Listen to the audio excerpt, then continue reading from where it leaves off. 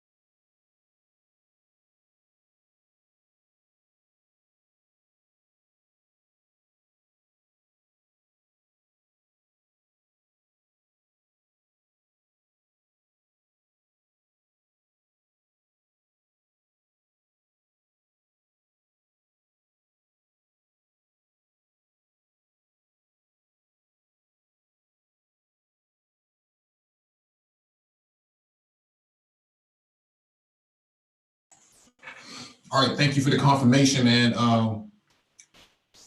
Welcome back to the Black Brain Trust. This is episode 375, Space and Technology. Please hit the like button as you come in, share the video if possible. Also hit that notification bell so you get all the updates from the Black Brain Trust, including those posted on the community tab that we post frequently throughout the week. If you want to engage in the discussion and contribute to the topics, there will be a link in this chat for you to click on. When you click on the link, make sure you raise your hand so that one of us can acknowledge you to bring you onto the panel.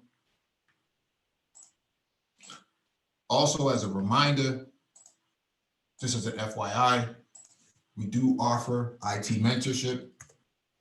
If you want to get into IT for the first time, we do offer IT mentorship. Just leave your credentials in the live stream in the comment section after the live stream ends. And if you are going from one IT position to the other and you want some IT coaching, we can offer that as well. If you have a resume that needs to be done over or needs evaluation, we do offer some assistance in that area, salary negotiations. And if you're in the tri-state area and you're trying to find a contract to hire in IT, Nagon 11 does have recs on the table. High paying opportunities for Black people to get into tech. Make sure you leave your comments, your credentials at the end of the live stream saying that you want some assistance in these areas. And one of us should get in contact with you. All right, so that being said, we're gonna get straight to the live stream.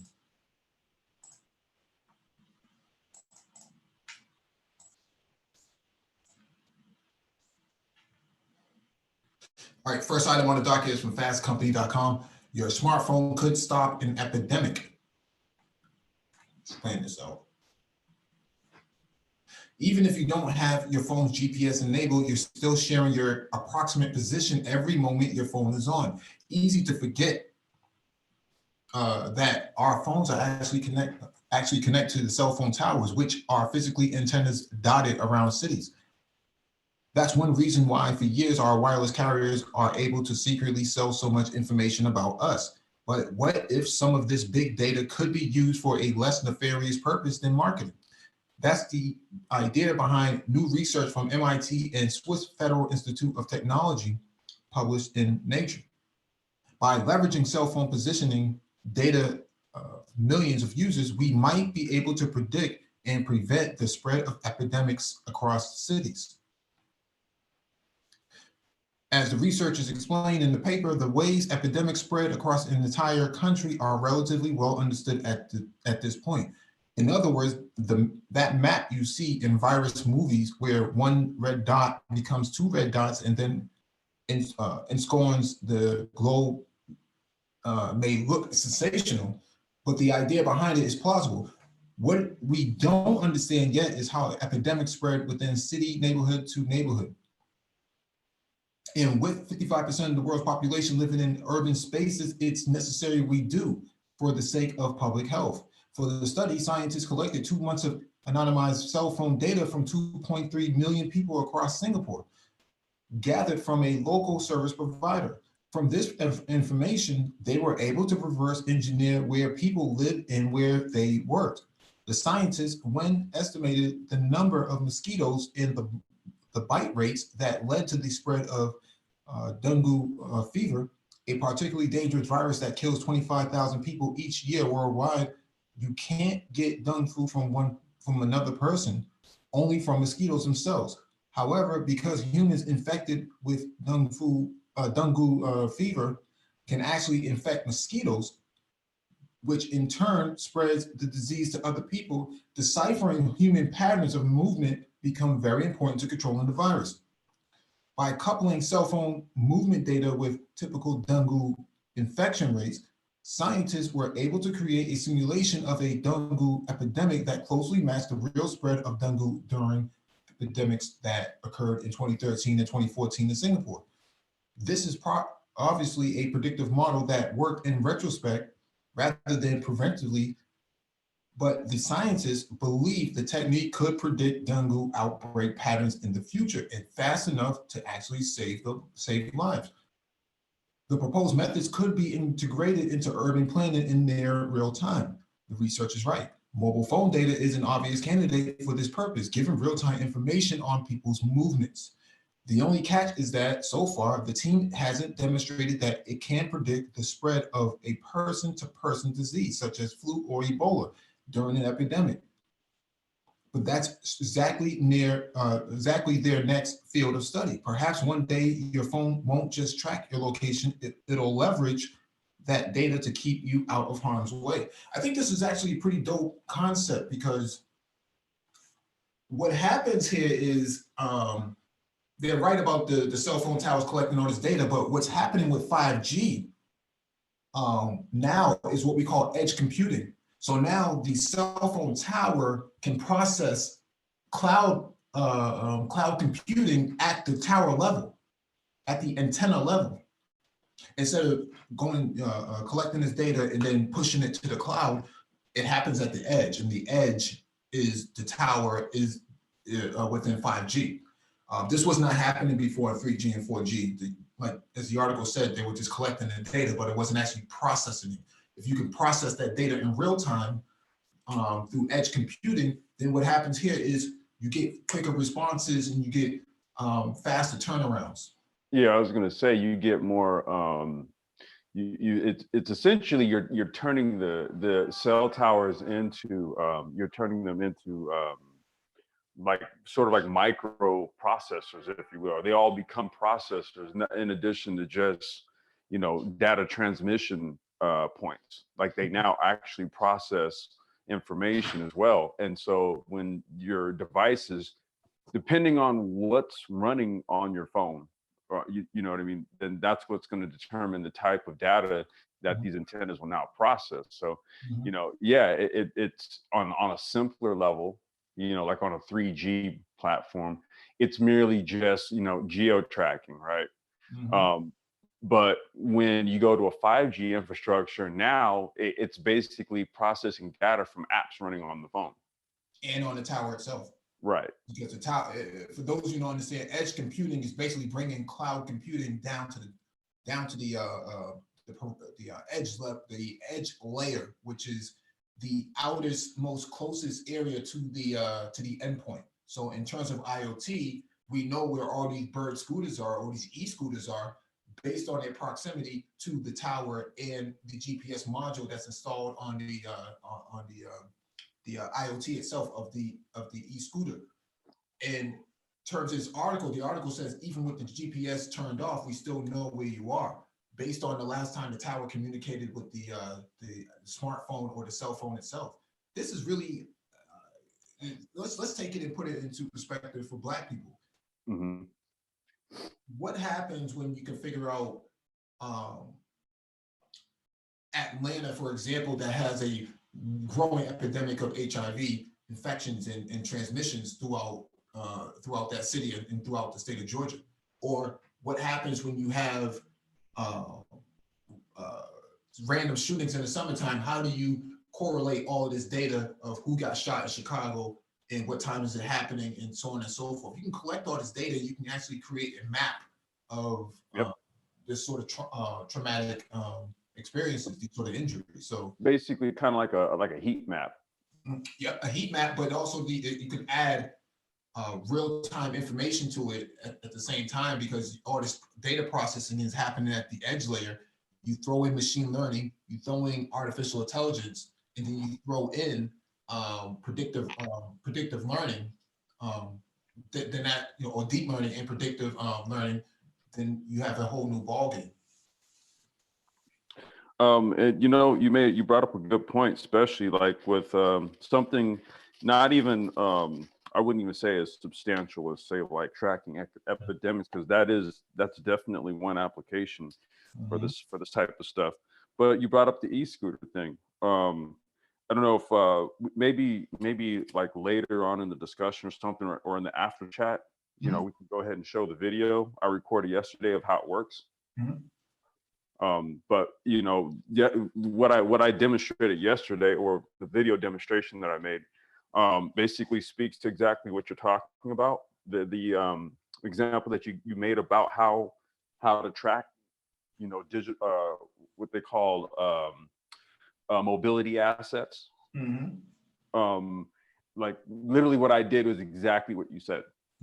So if people want to see sort of like a real world example of it, then we can show that, like, after we finish on going over the docket. Yeah, well, hopefully I fly through the topics and the items on the docket. We got a new speaker on the panel, Emeka. How are you doing? Welcome. Can you hear us?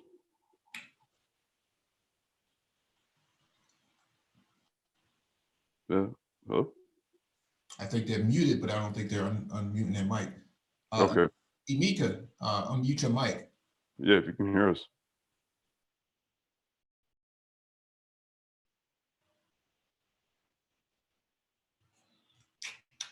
All right, we'll get back to that person after the next article. All right, this one's from fastcompany.com. Kaiser Permanente is redesigning medical school, starting with cadaver. Expand this out. Imagine the brain, it's at various pieces highlighted with a Technicolor yarn ball. Now imagine you pluck out the pieces, the frontal lobe, the cerebellum, the thalamus. From the middle, you grab the basal ganglia, sorry. They're in front of your eyes, two little conches. You enlarge them, turn them around. This is what you can do when human bodies are made digital. Using virtual cadavers is one of the ways that not yet open Kaiser Permanente School of Medicine is planning to reinvent how to teach medicine. This is somewhere where Dr. Phoenix needs to come in if he's here. In the last decade, a lot of questions have arisen about how America should evolve its healthcare system to be less costly and more caring.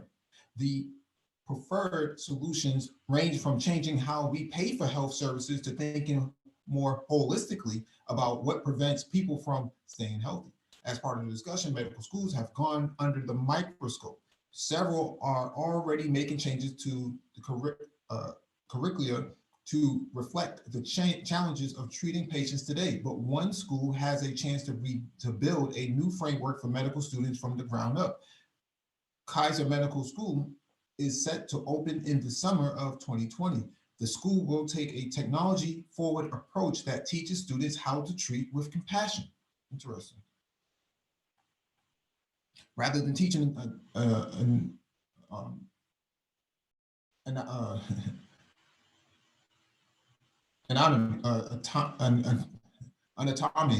Well, how do you pronounce that complex? Well, the words are kind of small. Hold on, let me see here. It should be enlarged now. Anatomy. Yeah, anatomy. Sorry, anatomy through slicing into medical cadavers. Kaiser School of Medicine will have large touchscreen displays displaying body parts in 3D ready for digital dissections. Students will also learn to navigate the human body through virtual reality headsets and mannequin bodies. With the flick of a sonogram wand, students can pull back muscle and tissues or inspect cross-sections of organs. Jose Barral, chair of biomedical sciences at Kaiser Permanente School of Medicine, says the students learn just as much through digital rendering as they do through physical cadavers. Retention is about the same at the traditional cadaver dissection, he says. The difference is efficiency. They do it much faster and it allows for prolonged and frequent exposure. Students will not only have access to touchscreens in the anatomy lab, but the school will also give them tablets so they can access the same software at home. The school will still have plastinated cadavers, which are human bodies that have been pre-dissected and preserved. The reason for having these real human parts is primarily to show students how human bodies vary. We are more different on the inside than we are on the outside, Burrell says. But for both learning about body architecture and practicing making cuts, the school prefers the virtual version. The founding dean of Kaiser Medical School, Mark Schuster, says that first-time medical students are often shocked at how different human bodies are in vivo form, from the cadavers they learn on. Cadaveric muscles, for example, exist in a sort of in-between state that is neither flexed nor relaxed. They can also decay and often smell like embalming fluid. Yeah, I would prefer the digital option when it came to that. Yeah. You can I think the article mentioned it. You can actually get better at precision incisions and stuff like that if you're able to practice it repeatedly in a virtual environment, especially like with a VR, with a VR set on. If you're using like an Oculus or something, and it sort of emulates like you looking into you using a camera assisted incision device to cut in small areas and stuff like that. I think it's a lot easier to really learn it and to learn it more comfortably in a VR environment or in a digital environment than like like it said, a cadaver where that body doesn't necessarily represent the same conditions of a living body that you would be doing this type of stuff on. Yeah, for several reasons, including financial expense, cadavers have been on their way out for more than 20 years. Back in 1996, schools were already introducing virtual dissections on desktops conjured via CD-ROM. By 2018, doctors were considering whether cadaver dissections were necessary at all. In a poll, 58% of doctors, including surgeons, felt that cadaver sections could be replaced. Technology has also advanced so much that students can not only turn body parts over in the air, witnessing their various folds and shapes, but they can work with digital humans that can behave like sick bodies. Through a virtual reality headset paired with a dummy body, students can practice treating patients in various states of distress. We can vary the Uh, heart rate. We can give them a heart attack. We can deliver a baby. Schuster says students can eject, can learn how to put in an intravenous and draw blood. Kaiser's medical school makeover isn't just about technology, though that is a piece of how it intends to teach medicine differently. The school is attempting to reinvent medical school from top to bottom. It will eschew lecture-style classes in favor of small groups. There will be a nutrition kitchen where students will learn to cook meals for themselves and how to share healthy recipes with patients. Students will also be taught to consider mental health as well as physical. The program integrates biomedical science with diagnosis and treatment. This is a very long article. you know, this is adding another layer to telemedicine. You know, now you can go to med school remotely, virtually. You know, that's wow. Yeah. Medical schools have traditionally focused more on medicine and treatment than environmental factors. In recent years, doctors have bemoaned how underprepared medical students are for operating inside the healthcare system. In January 2018, Dr. Rusha Modi, a faculty member at the University of Southern California Gear Center for the Implementation of Science, wrote an op-ed complaining about medical students' illiteracy on public health. Through chatting with medical residents on rounds at the county hospital where he worked in 2017, he found they knew very little about an important healthcare bill being considered at the time. The bill, put up by Republican Senators Lindsey Graham and Bill Cassidy, would have repealed the Affordable Care Act. The students had no idea what this bill contained, he wrote. Their lack of knowledge extended beyond the fights of repealing the Affordable Care Act. It soon became clear they did not even know the basics of medical care or Medicare or Medicaid. Medical schools, he concluded, are failing to prepare the doctors of tomorrow for the world they are heading into. This calls for changes at med school, comes at the healthcare system at large, is rethinking patient health.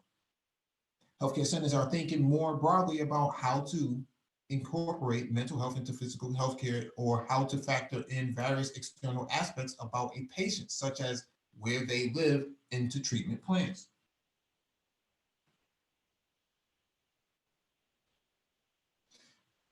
In turn, some medical schools are already shifting the curriculum to give doctors a stronger foundation for practicing medicine in this new world. In 2011, the American Medical Association, AMA, gave 11 schools $1 million to reinvigorate their programs with the larger health system in mind. That has led to health system science becoming a core part of the curriculum in at least 3 schools: the Mayo Clinic School of Medicine, Pennsylvania State College of Medicine, and AT Still University School of Osteopathic Medicine. The AMA has since called on all medical schools to incorporate more health systems learning into their programs. At Kaiser's school, a focus on health system will also mean looking at Dr. Burnham, which has not only led to high suicide rates among doctors, but also to substandard care for patients. Students will be taught tactics of resilience. We will have 2 psychologists on staff, and students will be expected to see them at least three times during the first few months of school, Schuster says, adding that it's harder to feel stigmatized when everyone is seeing a therapist. We are really trying to spend time thinking through what is most useful for students, what will help them learn to be outstanding doctors. This is very interesting because Microsoft has something called the HoloLens. And what that is augmented reality. Exactly what they're talking about. That's exactly what that HoloLens is designed for.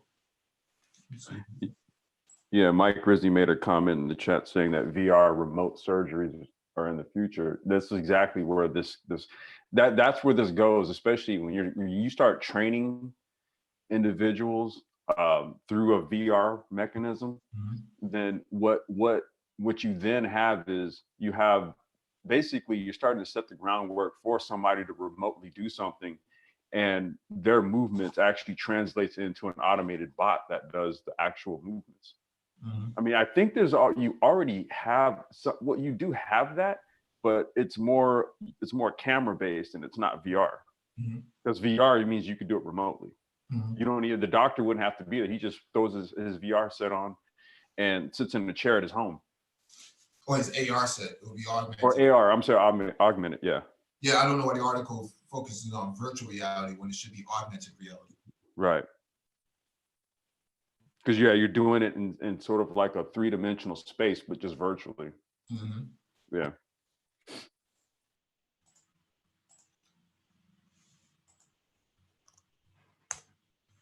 All right, let me get to the next article.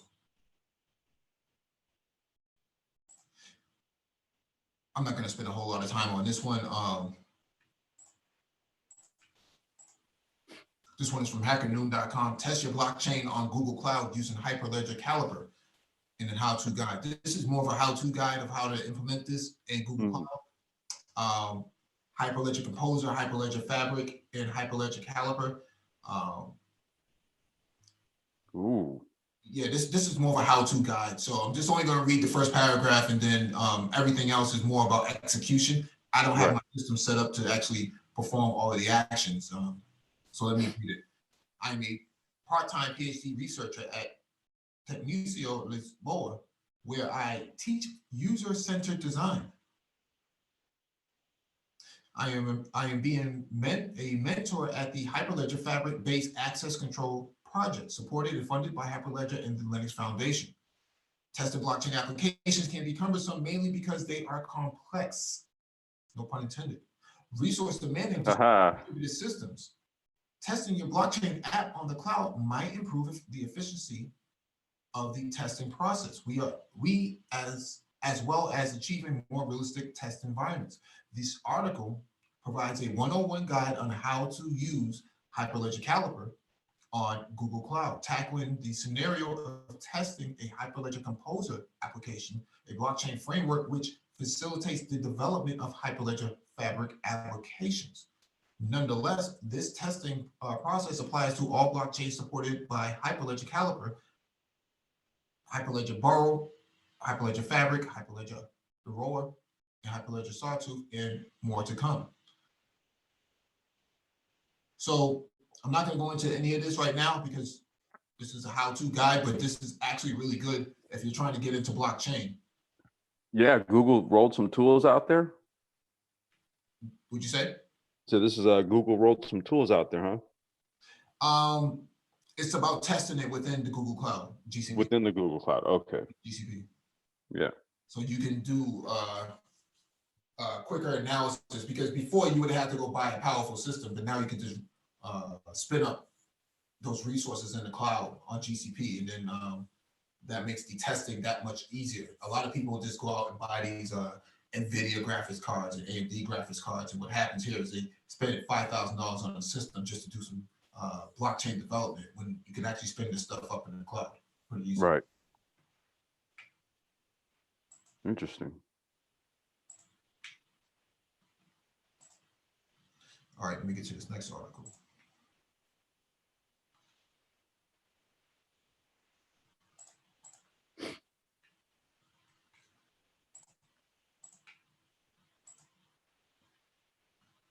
All right, this one's from thenextweb.com.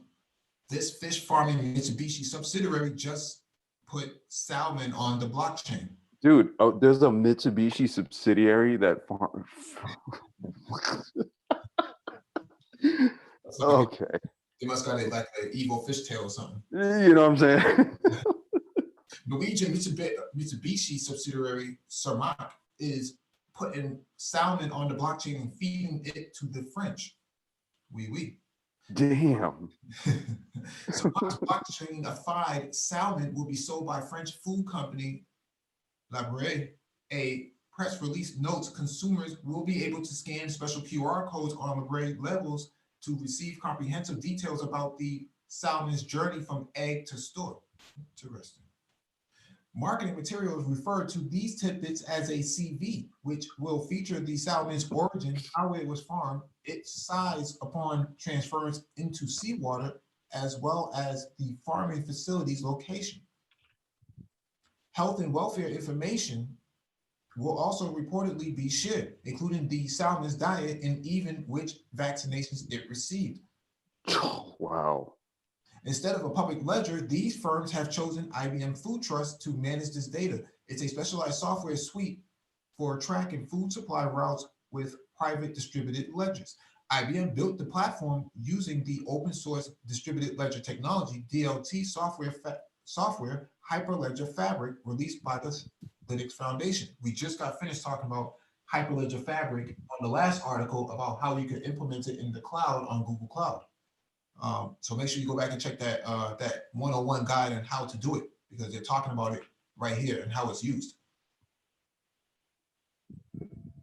This project contributes to the reassuring French consumers that the salmon they are purchasing has been farmed in a responsible and sustainable way, is healthy and nutritious, and comes from the beautiful, cold, crisp waters of north of the Arctic Circle, said Samak exec Bride Lofsgard. Last week, Hard Fork reported that leading food brand Nestle has joined forces with French retailer Carrefour to put baby milk formula on the blockchain and also using IBM Food Trust. Damn, that's God damn. something, man. That's something. Let me let Ty sit in. Man, and Mike, and we talked about IBM's involvement in blockchain. So we started talking about this 2 years ago. Yeah. Like, if people thought that a lot of this blockchain and all this type of stuff, this was kind of like some sort of fuzzy logic type science where only like your fringe, techno geeks were engaging in. Man, hell no. IBM has been doing this shit with blockchain. What's up, fellas? Yo, what's going on? What's going on? Yo, Mitsubishi got a bank too, man. Oh, Mitsubishi has a lot. They all got a bank. Yeah, they all those heavy industry holdings companies have a financial arm. Yeah, man, Mitsubishi all over the place. Oh yeah, yeah. Mitsubishi. Nigga, I didn't know they was putting fish on the blockchain though. That's some other shit right there. What are they running? What are they running on this? It's all food, so it's all food based agriculture. Oh, what chain is it? Hyperledger Fabric. Oh, okay. They that's French, and the French and Chinese have built into that last trade agreement. They got blockchain in it. Oh yeah, yeah. They already tracking cheese and beef. Well, it's no different than in the cannabis industry, where we talked about this before. It's a seed to sale, as they call it. So it's the same concept basically, where every bit of its creation to its final destination has been tracked. Yeah, this is actually pretty dope, especially pulling up the QR code. I mean, Complex has talked about using QR codes for implementing an IoT, but they're taking this down to the agriculture level.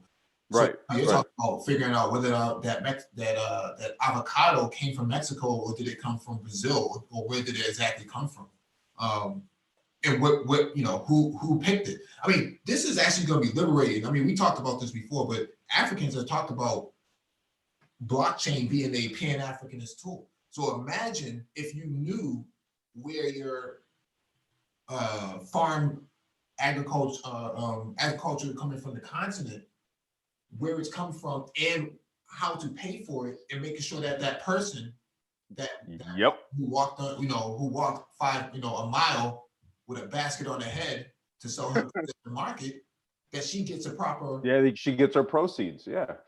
That's game changing. Yeah, because blockchain allows for fractionalized transactions.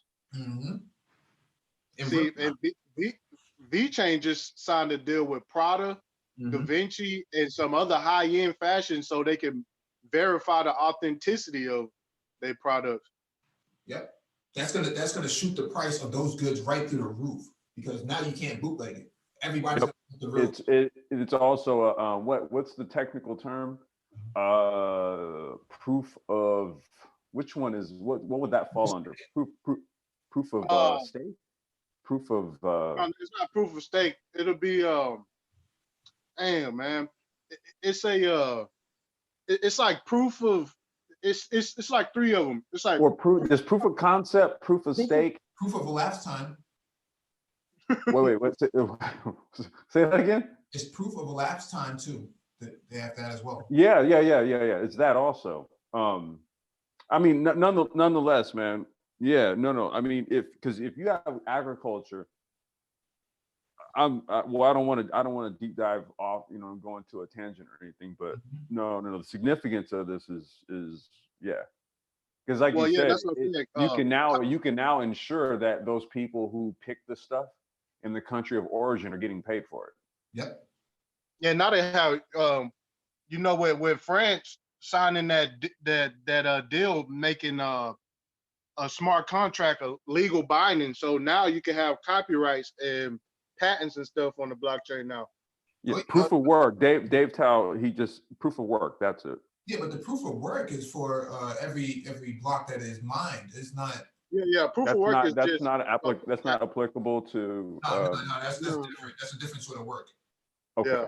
This would be like proof of ownership or something like that. But I think you're right. Ty City's right. There's a term for it, but I forget what exactly the term. Yeah, I can't remember the term either. Yeah, we need like a blockchain aficionado here. Bro, it's new ones every time I do research. It's proof of this, proof of that. Yeah. You know what I'm saying? It's new ones all the time. They find new use cases for blockchain all the time. Mm-hmm. Proof of manosphere. Yeah. All right, let me get to the next article.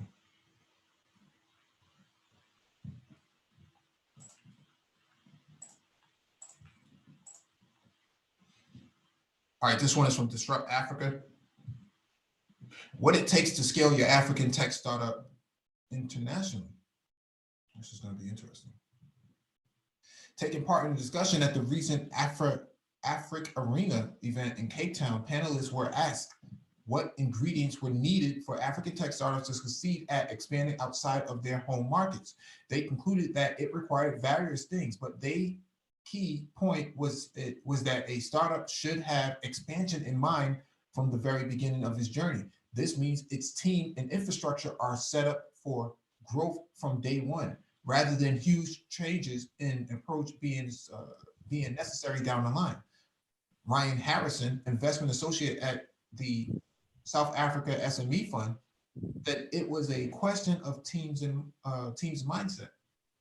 The difference between a startup that can scale and one that can't scale is a cultural mindset within the team. From the very second they are born, they are talking about scaling. It is entirely subtle, but it allows excellent people to excel, he said. If that mindset is not imprinted from the beginning, it is very difficult to introduce later on. Yeah, you can't scale if it's not, like, if your business model isn't built on the ability to scale. Mm-hmm. Like, you can't just like have a set idea on how something's going to roll out and then react to market conditions, right? Mm-hmm. Without a mechanism in place that allows you to freely move and react in the way that you need. Scalability allows you to do that. Mm-hmm. Leonua Abigaili, co-founder of Andela and Flutterwave, and now an angel investor, agreed, saying that African tech startups needed to ensure they were ready to expand from the beginning. The best companies in Africa invest with a very long horizon and infrastructure, he said. I am very intentional about finding customers for my business that are not in my country. We have to see an ability for the business to attract a global customer base. Other more functional ingredients are necessary too. Abigaili advised startups in the process of growing to ensure they understand the market they are expanding into and employ the right people for the job. Talent is number one. When businesses are at scale in one country, the ability to bring the experience it can be the difference between me remaining a local champion and becoming a global business, he said. He said he encourages his portfolio businesses to hire up as soon as they have reached some level of sustainability. This is something that we have talked about many times, the ability to scalability in business and scalability in infrastructure. And right. When you start talking about this with foundational Black Americans or ADOS, the only thing they talk about is a barbershop. A barbershop is local. Yeah, you cut the best here, but how do you expand that business? You need to be, at this point, you need to be involved in the fourth industrialization in emerging technologies, 5G, blockchain, artificial intelligence, machine learning, cloud computing, edge computing, IoT, autonomous vehicles, so on and so forth. Yeah, app develop. Well, you said app development. Oh.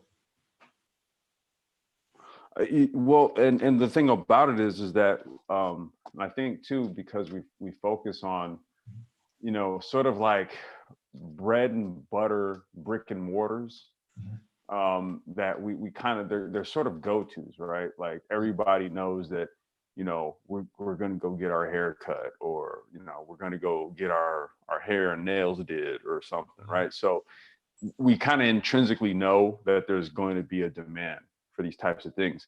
However, you can't really scale these businesses. They kind of are what they are. You know what I mean? It's sort of like the only thing that really changes about them are like the styles and the cuts that come out of these places. But infrastructurally speaking, a barbershop is a barbershop. It's pretty much going to be what it is, right? Unless you're talking supercuts. I'm talking about hood cuts. You know what I mean? Like the joints in the hood. But it's kind of like there's you pretty much have that, and that's pretty much what it's going to be. There's not much of a scalability model. I mean, I would say in my mind, okay, if you add mobile service, okay, and if you maybe throw in the addition of high profile clientele, that increases revenue potential, but that's about where scalability caps out right there. Okay, versus when we're talking about a model that says, well, today we can start with 3 employees, and in 90 days we can scale up to have 90. Based on the acquisition of work and resources needed. That's scalability. That's how a company like Berg goes from startup to $2 billion evaluation in about 1.5 years. Mike, you're not sitting down for the automated fade? Oh shit! Catch that automated fade. That automated fade. No, that'd be crazy, bro. No, I mean, you can go many ways with that, right? Someone put some bad lines of code, you get a bad fade, man. Wait a minute, maybe Ty just flipped my little diatribe up on its head. Oh, yeah. What if somebody comes out with some straight up automated barber? Oh shit! Actually, we covered an article last year that had a robotic barber that had clippers. I don't think they were cutting melanated people's hair. I think they were cutting some mayonnaise person's head, but it was probably using something like a Flowbee, right? This sort of vacuum that cuts. A fucking Flowbee. Wow. Yeah. So remember the commercials from back in the day? Like they had it hooked up to like a vacuum cleaner. It is a vacuum cleaner. It's a vacuum cleaner basically with a like a hair attachment. Yeah, and the only reason it went out of business because it discriminated against Black people, right? It didn't cater to hair, right? So you imagine, because the article we covered said that the robotic barber wasn't that far off from the real barber, right? So if they had a 3D image fed to them in the same way a 3D printer would print out a part.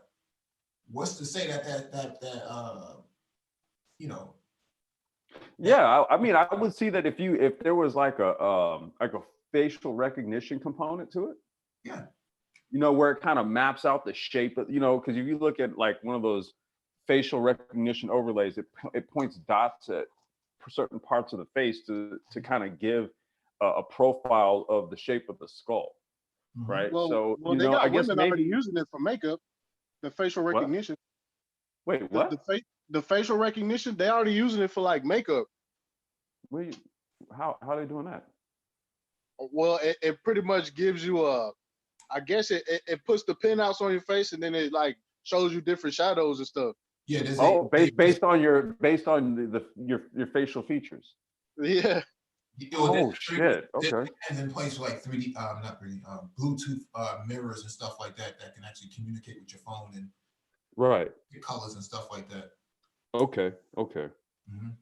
Yeah, but you know, because computers are accurate, man. They're based on the numeric values that is given. Right. You got an egghead, man, or you got a receding hairline, man. That's like my hairline. Hey, chill, fam. Hey, relax, Mike. Uh-oh. Hit dog or holler. Hit dog or holler. Relax, Mike. It's crazy, man. You never know. Where my shit go, man? Relax, fam. Well, wait a minute, man. We might be putting you up on some high-level tech game, dude. Nah, bro, I just cut mine gotta all take the way this down, information, you know, with a pragmatic approach. Just get a mohawk like James Harden. Nah, I'm cool, fam.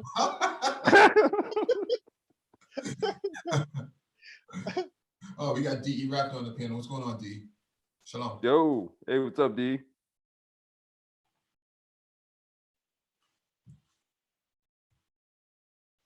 Oh, I think he's away.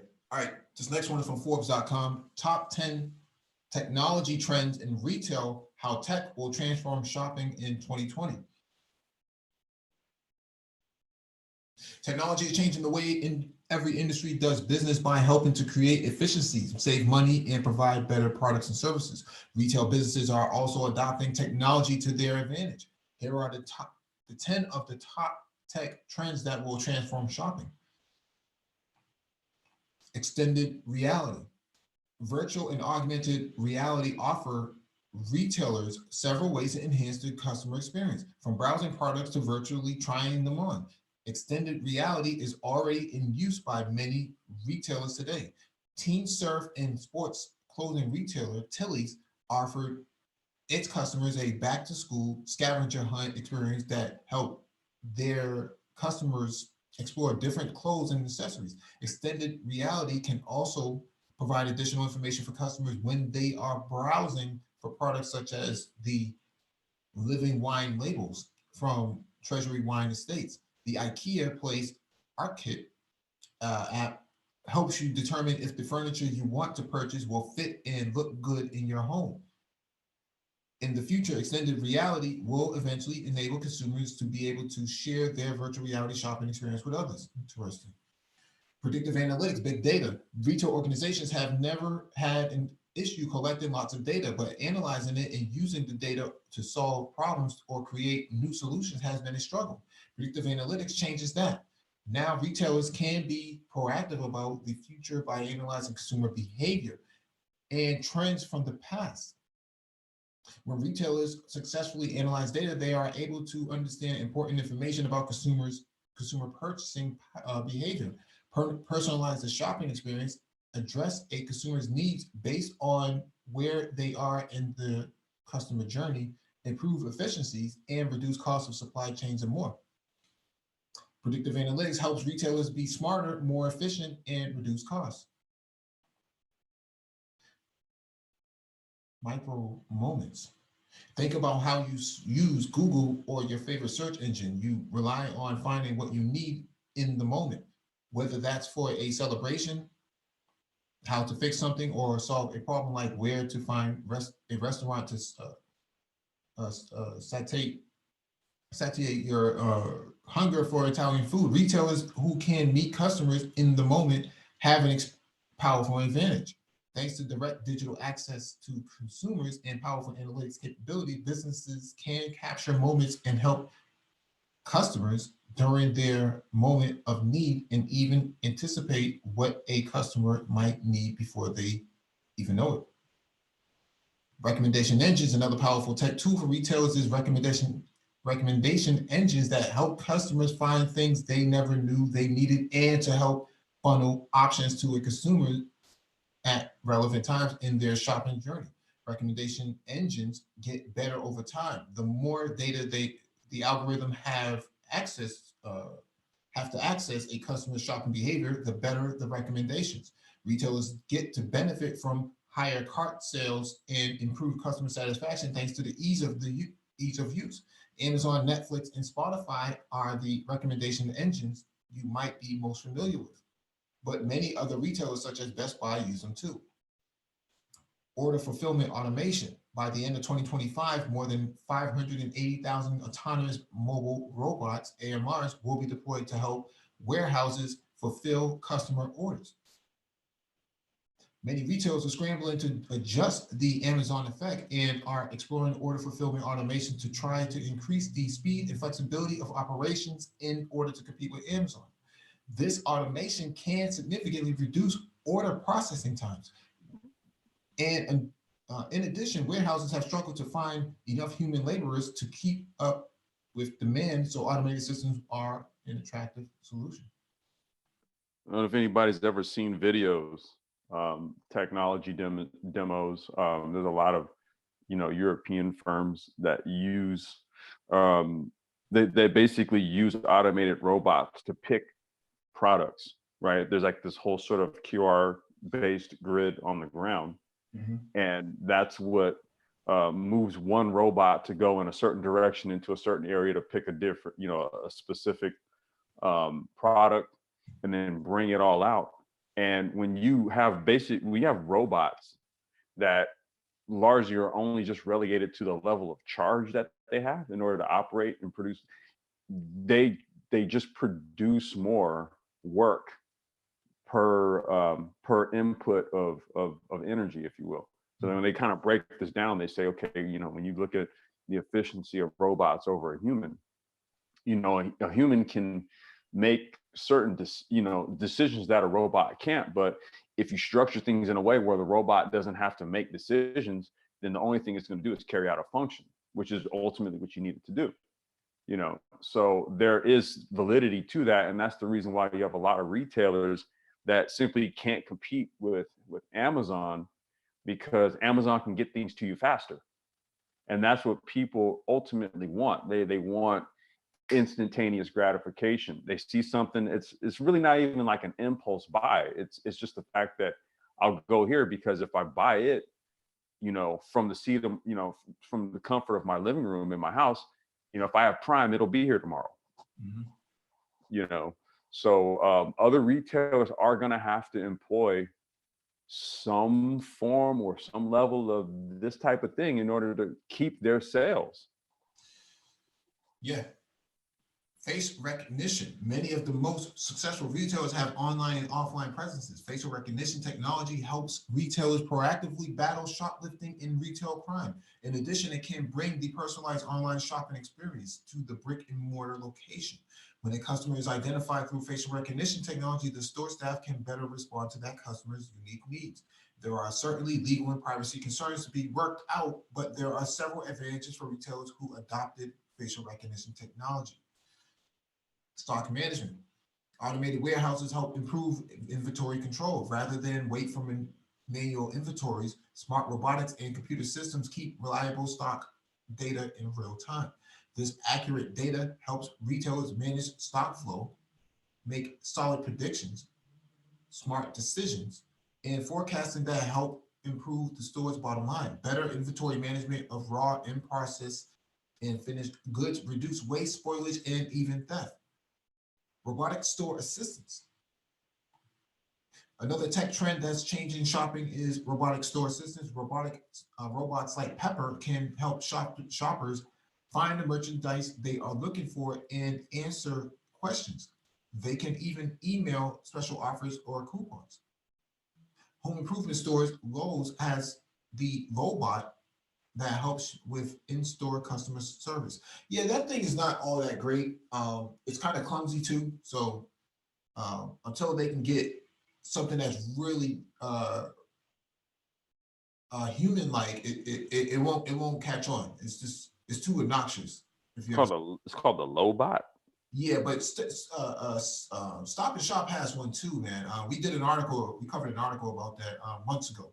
But in Stop and Shop, they have this robot that just floats around. It's like 7 feet tall, and it scans all the shelves and it talks to the customers in the store too. So, but it's obnoxious. It's in your way. You have to get out of the way. It stops. It's especially during rush hour. Those things are not very efficient. So. Right. Customer chatbots. There has been rapid adoption of messaging-based customer service bots across retail. At least 50% of the Fortune 5,000 companies have experimented with and tested out bots. Messaging has become the preferred customer service channel, so call volume will be reduced. Artificial intelligence bots will be able to improve the customer journey pre and post sales by lowering cart abandonment and help customers solve problems after the sale without human intervention. Internet of Things, IoT, and smart equipment. The Internet of Things and smart equipment will transform the shopping experience. Thanks to the volumes of data we have available and the ability to process it, consumers can receive a personalized shopping experience that wasn't possible before. Today's consumers want experiences that include personalization and information to help them make decisions. Internet of Things technology helps stores deliver these experiences to these customers. Smart equipment such as sensor-enabled shelves that track inventory will also change retail operations. That's more along the lines of your cell phone popping up with some products when you walk past them and stuff like that. Yeah. Well, it also helps. It's also connected to the inventory, but your phone would have to be enabled to know that you're in that area. So that becomes an issue of privacy, right? Because you don't want to share your geolocation data with somebody if it's going to pitch advertisements. So you have to kind of opt into something like that. Yeah, I was gonna say that's probably gonna require an opt-in. You know what? On my phone, right?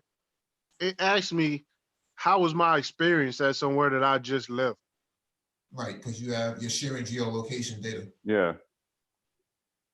I need to find a way to cut that out. That shit will it kind of freaked In me your out. settings, in the settings, It depends. you have to turn off. Well, depending on the device, and go ahead, Mike. Go ahead.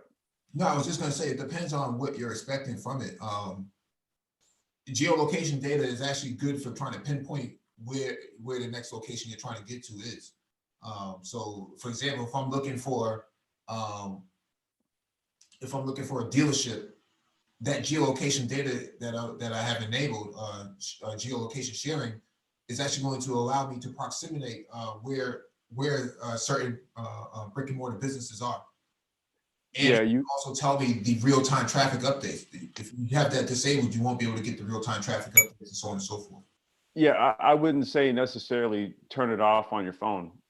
So because in your settings, if you set it to share location, then that's what enables like maps and Waze and stuff like that to function. I think what it would be is for some applications, or say like for some websites, when especially on your phone, there's always going to be, when you need to interface with an application on, say, like a website or through an app, it's going to ask you all of the phone functions for you to allow it to have access to. So for some of those applications, okay, if you don't want them to track that, to do what you just said, Thai City, then it'll say like allow such and such to access location, and you can either put allow or deny. So if you only want to do certain things on the app, you can allow certain things and then deny others. Mm-hmm. Mm-hmm.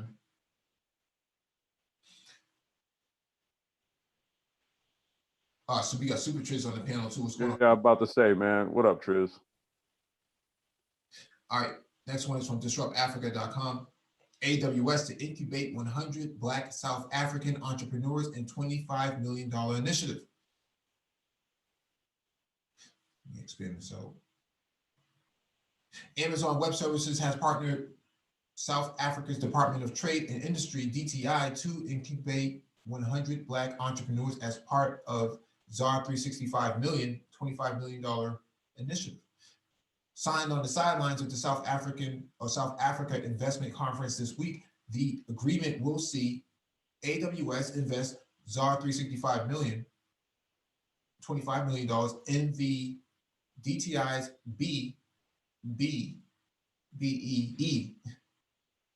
equity equivalent investment program. Interesting. Equity equivalent investment program. Sounds like social equity in the United States. The fund will be invested in the development of 100% Black-owned South African small businesses within the ICT sector. ICT being, they call out their ICT, what we call information technology out here, or emerging technology. With these businesses to be brought into the AWS supply chain and receive incubation. Teresa Carlson, Amazon Vice President, Worldwide Public Sector, said the venture was a long-term project. I'm sure we'll find many other ways to work together and prosper, she said. So this is kind of like AWS acting as an incubator For Black businesses. Yep. You use our platform, we'll fund it. Now that's actually a very strategic move by AWS to penetrate the way into the country. Damn right it is. Right. So how do you replicate something like that in America? Right. How do you create a social equity program that's going to invest $25 million equivalent in predominantly Black areas for startups? You got to propose something like this to AWS here in the States, man. But you know that. Yes, but how do you get the government to invest into that? Right. I don't see the government investing. Right. So how do you create multi-partnerships, multi-channel partnerships? This is going to be just in looking at this would be literally corporate to corporate. This is sort of like a B2B type of thing. Mm-hmm. You know, so that would mean that there would have to be some sort of serious push to leverage. Because look, if I'm AWS, it makes sense to me. Yeah. Because you're going to develop off my platform. Right. You know what I mean? So infrastructurally, everything's already there, but what you need capital. Okay, well, you know, we can do that. We can work out an equity model to facilitate that. I mean, like I said, that's a very smart move. Yeah, I think Google did something similar, but I can't recall what exactly the name of their program was. But I think it's Android One. Okay. Yeah, I think Android One is the project that they did. I think this AWS thing though, this is a little more targeted though.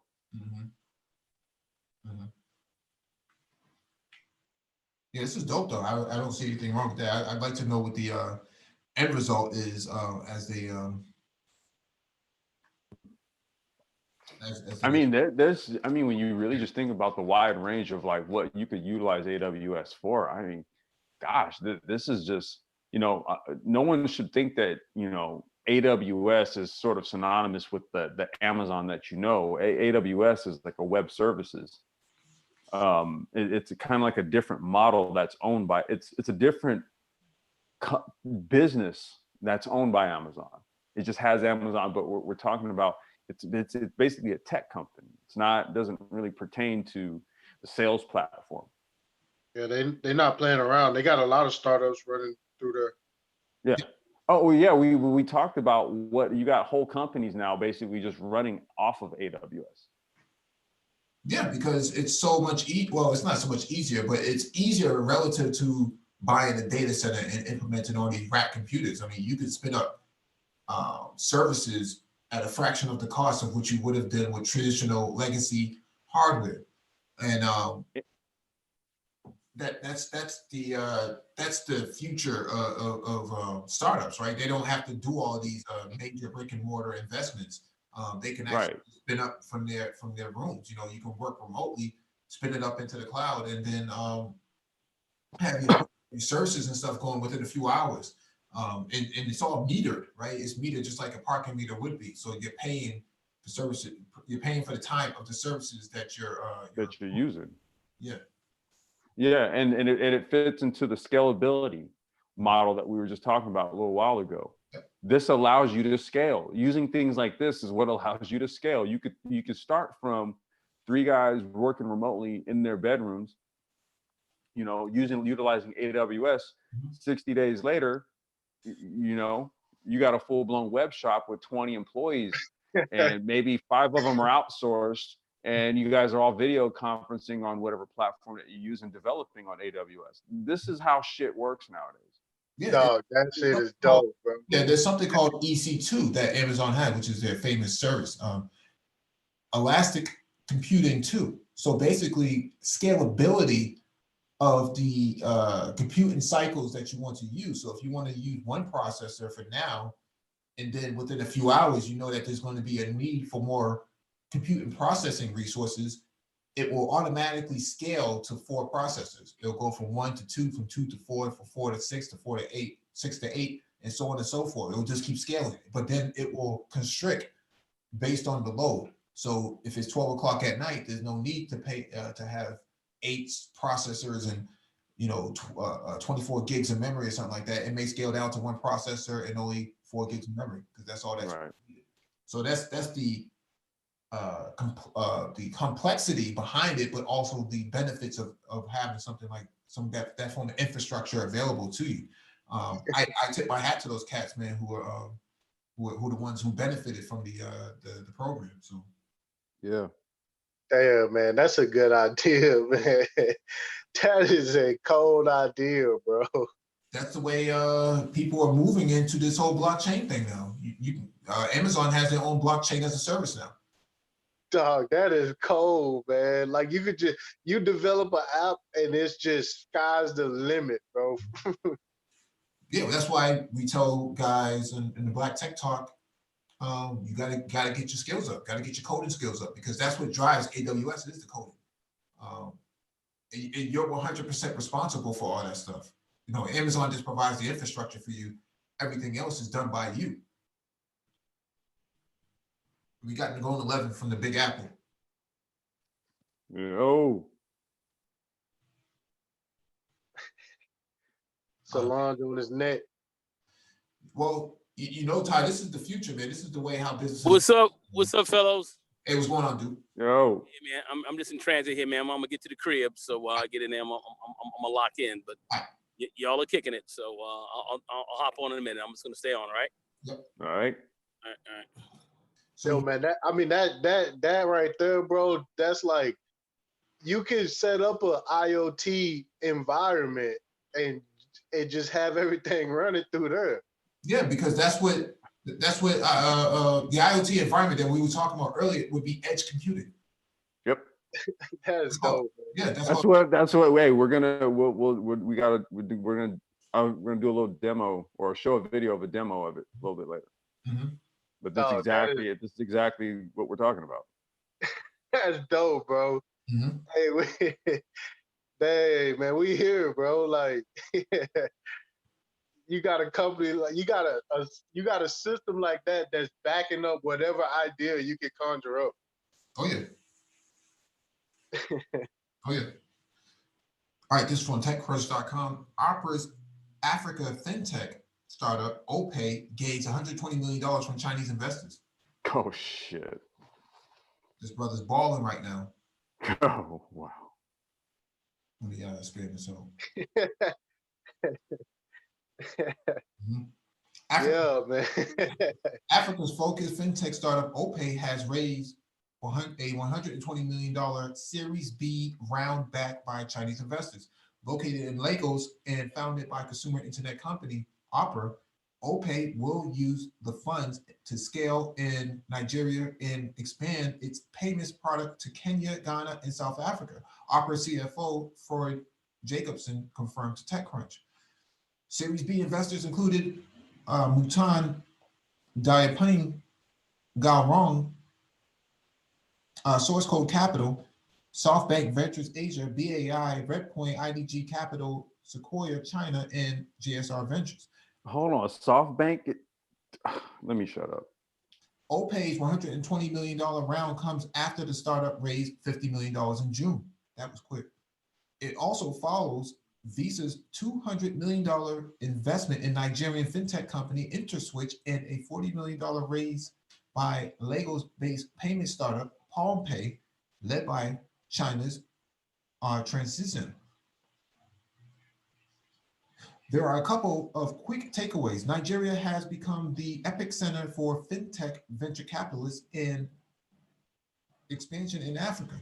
And Chinese investors have made an unmistakable pivot to African tech. This is a picture of the app. That doesn't look like a cheap phone either. That looks like a pretty decent phone. Contrary to popular belief that Africans are living in huts and not doing much. Right. Opera's activity on the continent represents both trends. The Norway-based Chinese-owned majority company founded OPay in 2018 on the popularity of its internet search engine. Opera's web browser has ranked #2 in usage in Africa after Chrome the last 4 years. That's because most of the feature phones actually come with the feature phones run Opera, huh? Yep. Because there's a web version that doesn't actually need to be installed. It's actually just a lightweight version that doesn't use all space. The company has built a hefty suite of internet-based commercial products in Nigeria around OPay's financial utility. These include motorcycle ride-hail app, O-Ride, O-Food delivery service, and O-Leads SME marketing and advertising vertical. Let me let DE in. Oh, yes, it's a hand up. OPay will facilitate the people in Nigeria, Ghana, and South Africa, and Kenya, and other African countries with the best fintech ecosystem. We see ourselves as a key contributor to helping local businesses thrive from digital business models. Opera CEO and OPay chairman, Yahui Zhao, said in a statement. Opera CFO Freud Jacobson shed additional light on how OPay will deploy the $120 million across Opera's African network. OPay looks to capture volume around bill payments and airtime purchases, but not necessarily as priority. That's not something you do every day. We want to focus our services on things that have high frequency usage, said Jacobson. Yeah, the infrastructure is already there to facilitate payments and stuff like that. Like, there's no. That's not where you put the money. You're going to put the money in the areas that will generate more volume of those transactions. Bam. They skipping the whole bank process. It's a different ballgame, Ty City. Dang, man, that shit tight. Those include transportation services, food services, and other types of daily activities, he explained. Jacobson also noted OPay will use the $120 million to enter more countries in Africa than those disclosed.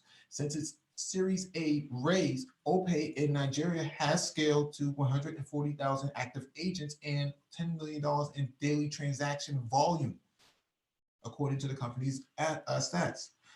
Beyond standing out as another huge funding round, OPay's $120 million venture capitalist raise has significance for Africa's tech ecosystems on multiple levels. It marks 2019 as the year of Chinese investors went all in on the continent startup scene. OPay, PalmPay, and East African trucking logistics company Lorry Systems have raised a combined $240 million from 15 different Chinese actors in a span of months. OPay's funding expansion plans are also a harbinger for fierce cross-border fintech competition in Africa's digital finance space. This includes OPay going head to head in Kenya with Africa's highest volume mobile money product, M-Pesa. Parallel events to watch for include InterSwitch's imminent IPO, e-commerce venture, Jumia's shift to digital finance, and WhatsApp's likely entry in African payments. The continent's 1.2 billion people, 1.2 billion people represent the largest share of the world's unbanked and underbanked population, which makes fintech Africa's most promising digital sector. But it's becoming a notably crowded sector where startup attrition and failure will certainly come into play. So this is a fintech ventures map of the continent. And so who's operating in what region? Yep. Is this link going to be in the docket, Mike? It's already there. All right. Just so I know. Hey, not to change the subject, but what was the issue you had with SoftBank? I know you say you didn't want to talk about it. Are you? No. It's critical. Well, go ahead. No, I'm just. You got to understand the type of company SoftBank is. So when you just hear that they got some money in Africa, it's just like, okay, all right. Oh, okay. Mm-hmm. Okay. Yeah. Not to be overlooked is how OPay's capital raise moves Opera toward becoming a multi-service commercial internet platform in Africa. This places OPay and its Opera-supported suite of products on a competitive footing with other ride-hail, food delivery, and payment startups across the continent. That means inevitable competition between Opera and Africa's largest multi-service internet company, Jumia. Finally, Opera's Chinese-backed Africa moves will add a new component to debate around China's engagement in Africa. In previous years, the country's interactions with African startups were relatively light compared to deal making on infrastructure and commodities. Chinese actors investing heavily in African mobile consumer platforms lends to looking at a new data privacy and security issue for the continent. They're going to have to create policies that protect African intellectual property and African personally identifiable information, sensitive information, so that they are not exploited by the Chinese. So that's where they have to make a determination as to what involvement they want the Chinese to have, because the Chinese can just simply say, hey, we'll supply you with devices. Mm-hmm. Or they can say, hey, look, we'll build out your entire infrastructure. Or they can say, yeah, we'll build out your entire infrastructure and give you the software to run it. You know what I mean? Or they're just basically going to say, if you do not meet a certain quota, then we take full 100% control of the company. Yeah. So I think just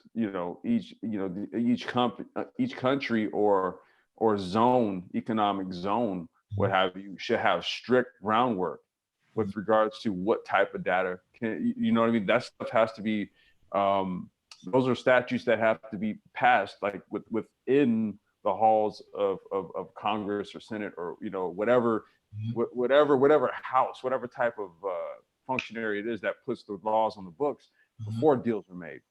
Because then that means that any deals that are made are going to have to be made based on the laws in place. So there has to be an initial aim to say, hey, look, we'll make trade deals with regards to technology only to a certain extent, right? Data mining's out of the equation. We'll mine our own data. Thank you very much. DE Raptor has his hand raised. Shalom, DE. Shalom, everybody. You guys doing? Yo. Shalom. Hey, tonight, I'm hoping that Jumia or somebody at this company is listening to the Black Brain Trust for this specific reason. I hope they haven't given up more than 30% of ownership in the company at this point. Because when I look at these two companies, I see a company like Amazon, I see a company like Tesla. And Tesla people are looking at Tesla as a car company, while Tesla is looking at itself as a frontier pushing company. it is going into space from its car. Amazon is going to space from its bookstore or food store, even though they're losing money. This company, these two companies have the ability to put Africa where it's supposed to be in 5 years down the road as a major player in on the international stage and on the extraterrestrial stage. And they can't do that if they sell off most of the ownership of the company to people like SoftBank or Chinese investors. They have to hold on to it and use it strategically. I mean, really strategically. And they have the opportunity to do it right now. Because going down the road, even though it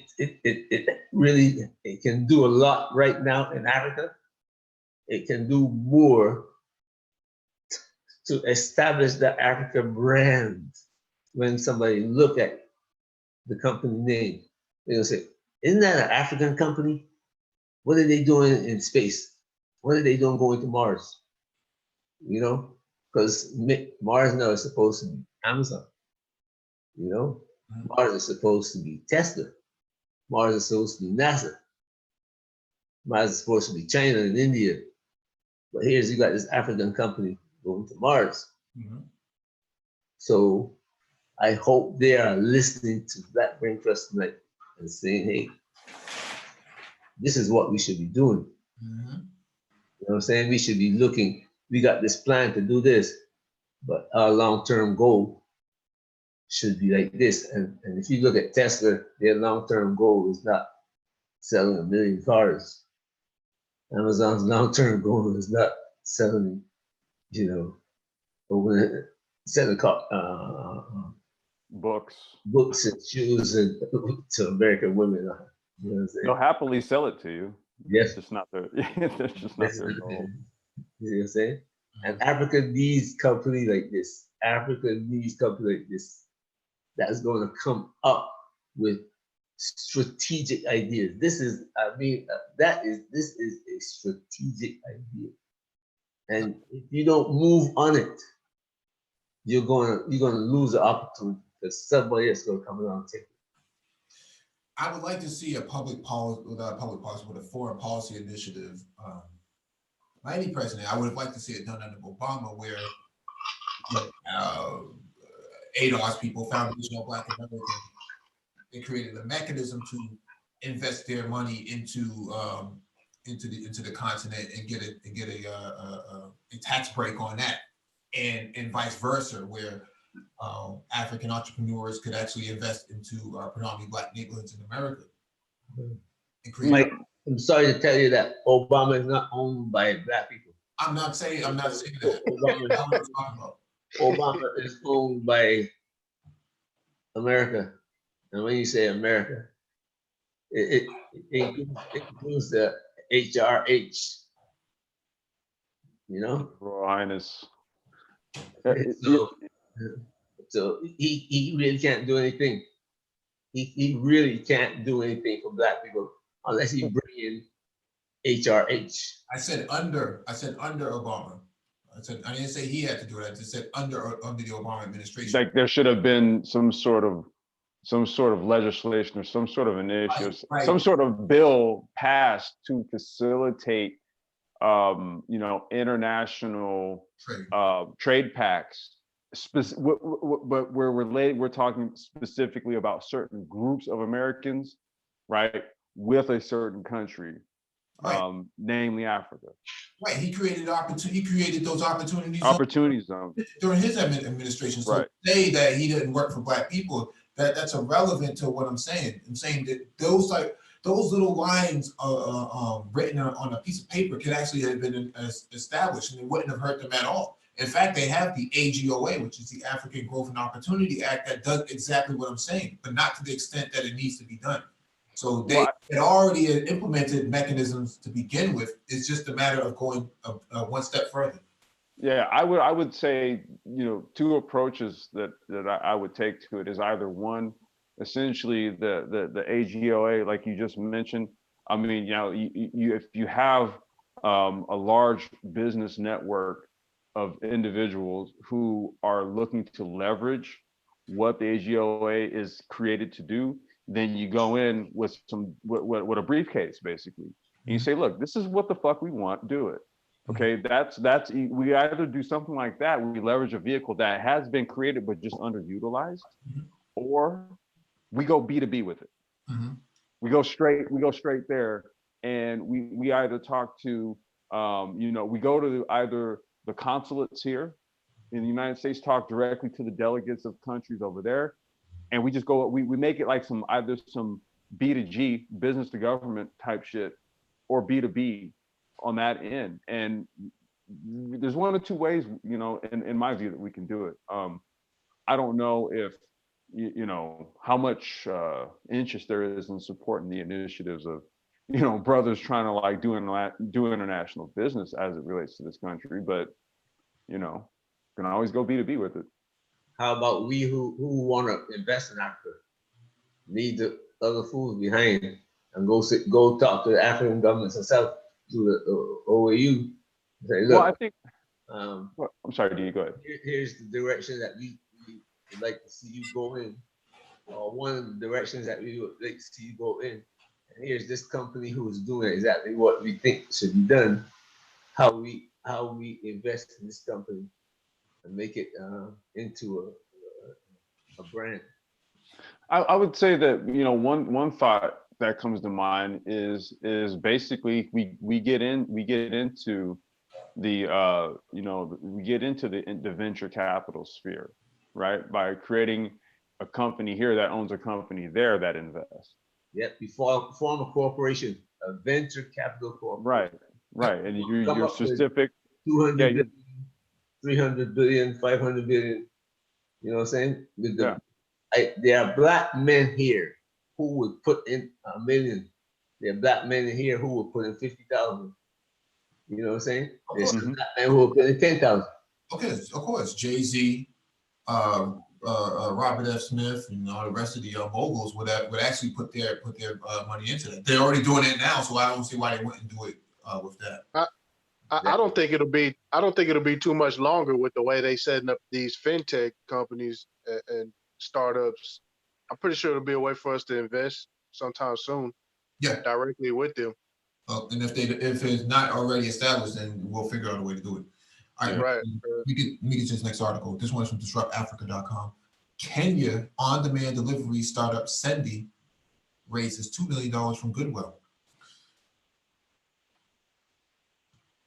The startup's founder and chief executive officer, Mishak Alois, confirmed to Disrupt Africa the funding is part of a larger round to be announced in the coming weeks. Launched in 2014, Sendi offers a marketplace for last mile package delivery and logistics services, allowing customers to send packages and documents using mobile application that connects them to motorcycle riders and delivery and drivers of vans and pickup trucks.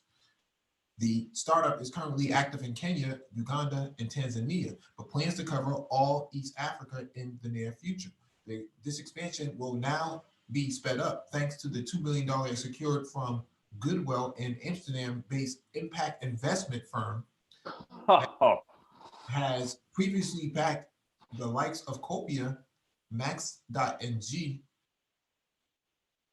Nomini, and Inclusivity Solutions. Everybody's got money in Africa right now. That's just amazing.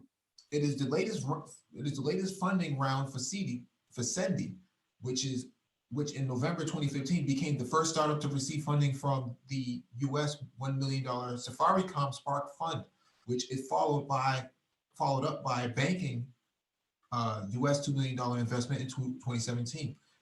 providing a state-of-the-art platform that matches cargo and parcel owners to third-party transporters, taking the friction out of supply and demand. Sendy has so far completed over 180,000 deliveries, has more than 700 drivers on its platform, and posted revenues of $1.5 million in 2018.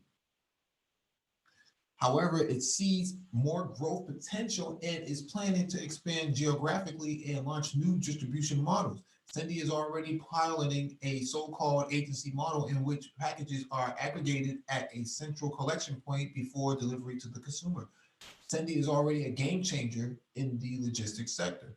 Its cutting-edge technology brings efficient capacity utilization and transparent pricing to a sector that was previously seen as being beyond change, said Joel Wahodi, Senior Investment Manager of the Goodwill East Africa team.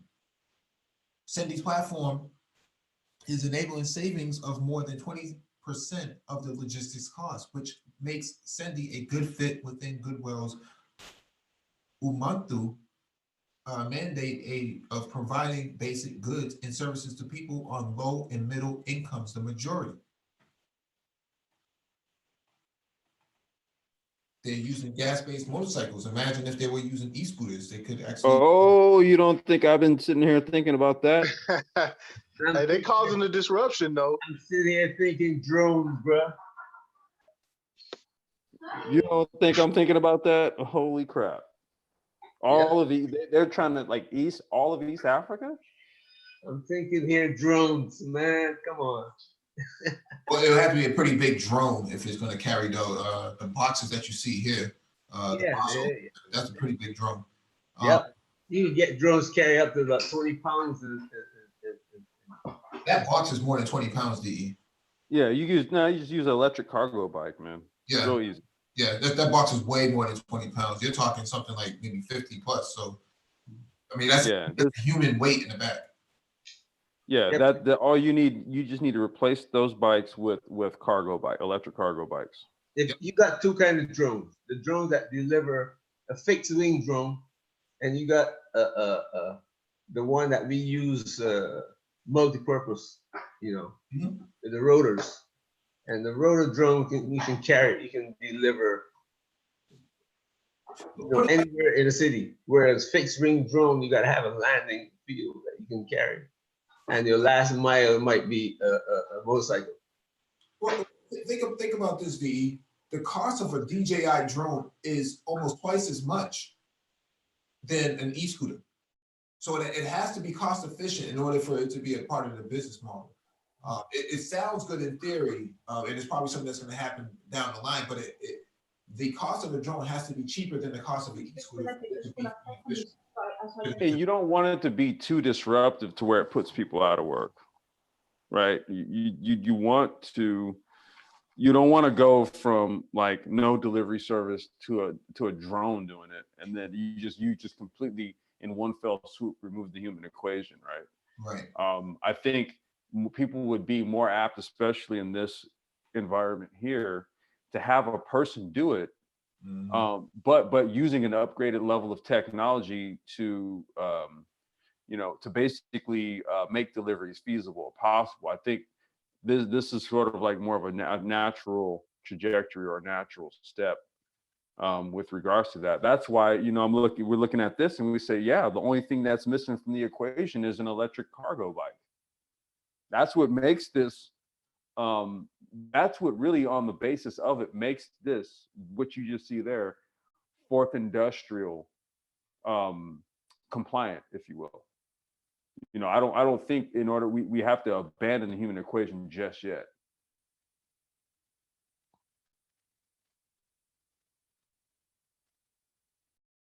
No, it has to cross that threshold. Yeah. Yeah. All right, this one is from quartz.com. The uncomfortable link between smartphones and the rise of gambling with Africa's youth.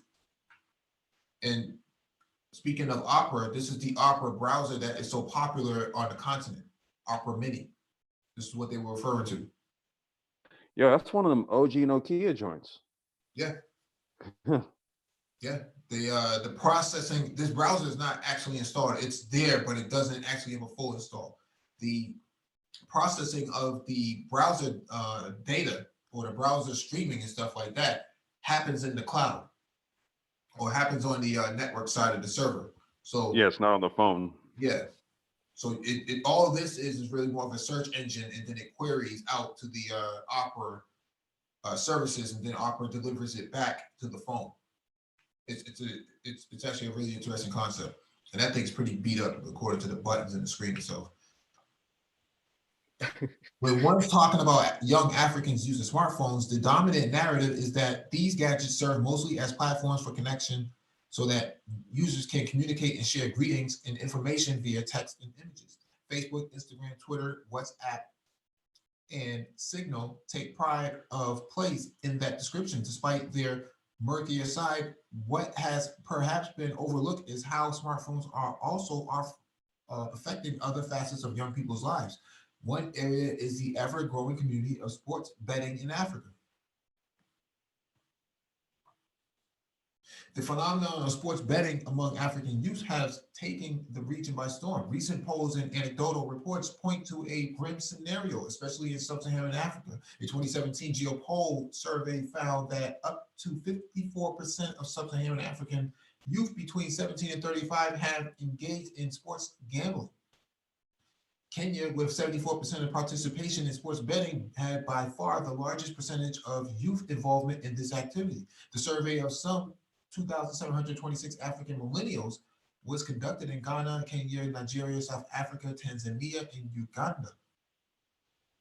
A core driver of this trend has been the growing ubiquity of mobile telephony and around the continent, combined with the availability of smartphones. Added to this has been greater connectivity, including satellite access to sports matches, and a ballooning population of young people with high levels of unemployment. In my research of the subject, I found that sports betting had brought many ills to young people in sub-Saharan Africa. These include severe gambling addiction, and money laundering. Some of these concerns are also experienced in other parts of the world. These include smartphone addiction and a closely related phenomenon, internet addiction. These ills in turn lead to heightened levels of social anxiety and loneliness among the affected population. Smartphone penetration around the continent has exhibited a remarkable growth rate.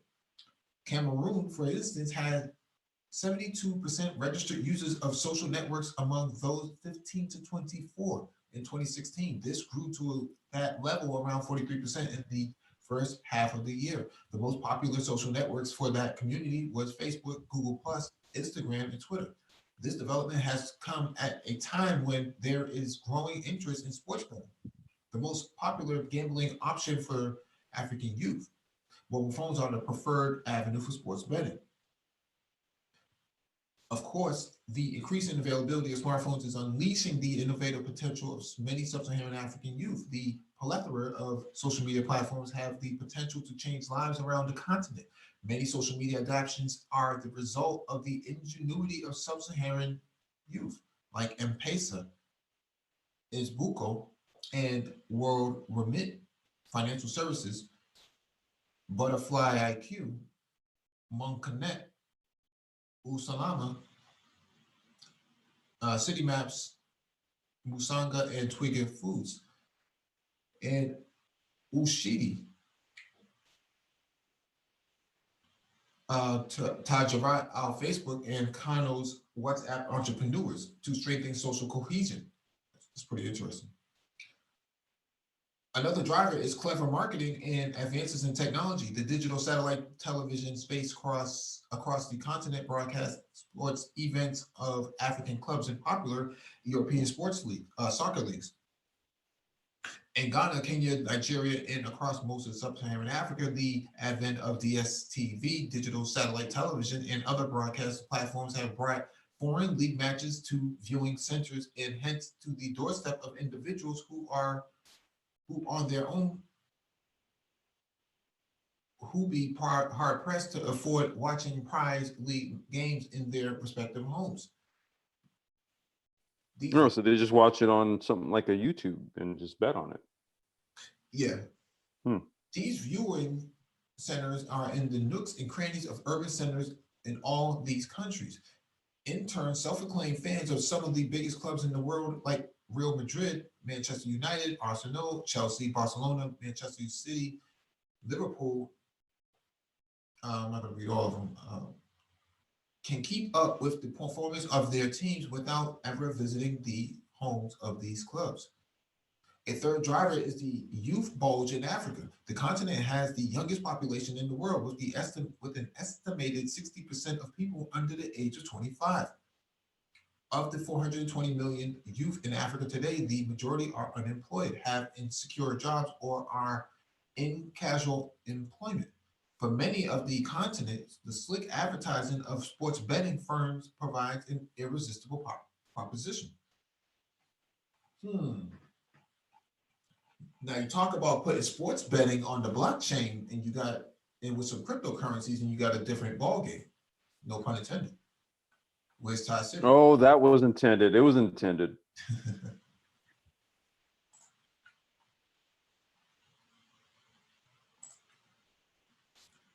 Kind of the growing pains of of digitizing your society, right? Because then it makes it easier for engagement and a lot of I mean, look, it's so betting is in various forms is legal here. So, whatever your take is on it, it's a legal activity. My own personal opinion, there's better things to do with your money, but hey. All right, this one is from physics.org. When stuck in water, bees create a wave in hydrofoil atop it, study firms. Walking on Caltech's campus, research engineer Chris Rowe happened to see a bee stuck in the water of Malikan Pond. Although it was a common enough sight, it led Rowe and his advisor, Maury Garib, to a discovery about the potentially unique way that bees navigate the surface between water and air. Rose spied the bee during California's years-long drought when the pond's fountain was turned off and the water was still.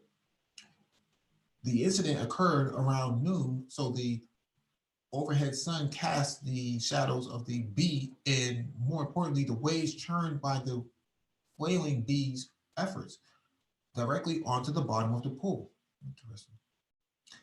As the bee struggled to make its way to the edge of the pond, Rowe noticed that the shadows of the pool's bottom showed the amplitude of the waves generated by the bee's wings, as well as the interference pattern created as the waves from each individual wing crashed into each other. I was very excited to see this behavior, and so I brought the honeybee back to the lab to take a look at it more closely. Rose says, working with Garib, Caltech's Hans Lieberman, professor of aeronautics and bio-inspired engineering, Rowe recreated the conditions of a milking pond. They placed the water in the pan, allowed it to become perfectly still, and then put the bees one at a time in the water. As each bee flapped about in the water, filtered light was aimed at directly down onto it. It creates shadows on the bottom of the pan. Rowe and Garib studied 33 bees individually for a few minutes at a time, carefully scooping them out after a few minutes to let them recover from their swimming efforts. A paper describing what they found was published in the Proceedings of the National Academy of Sciences on November 18th.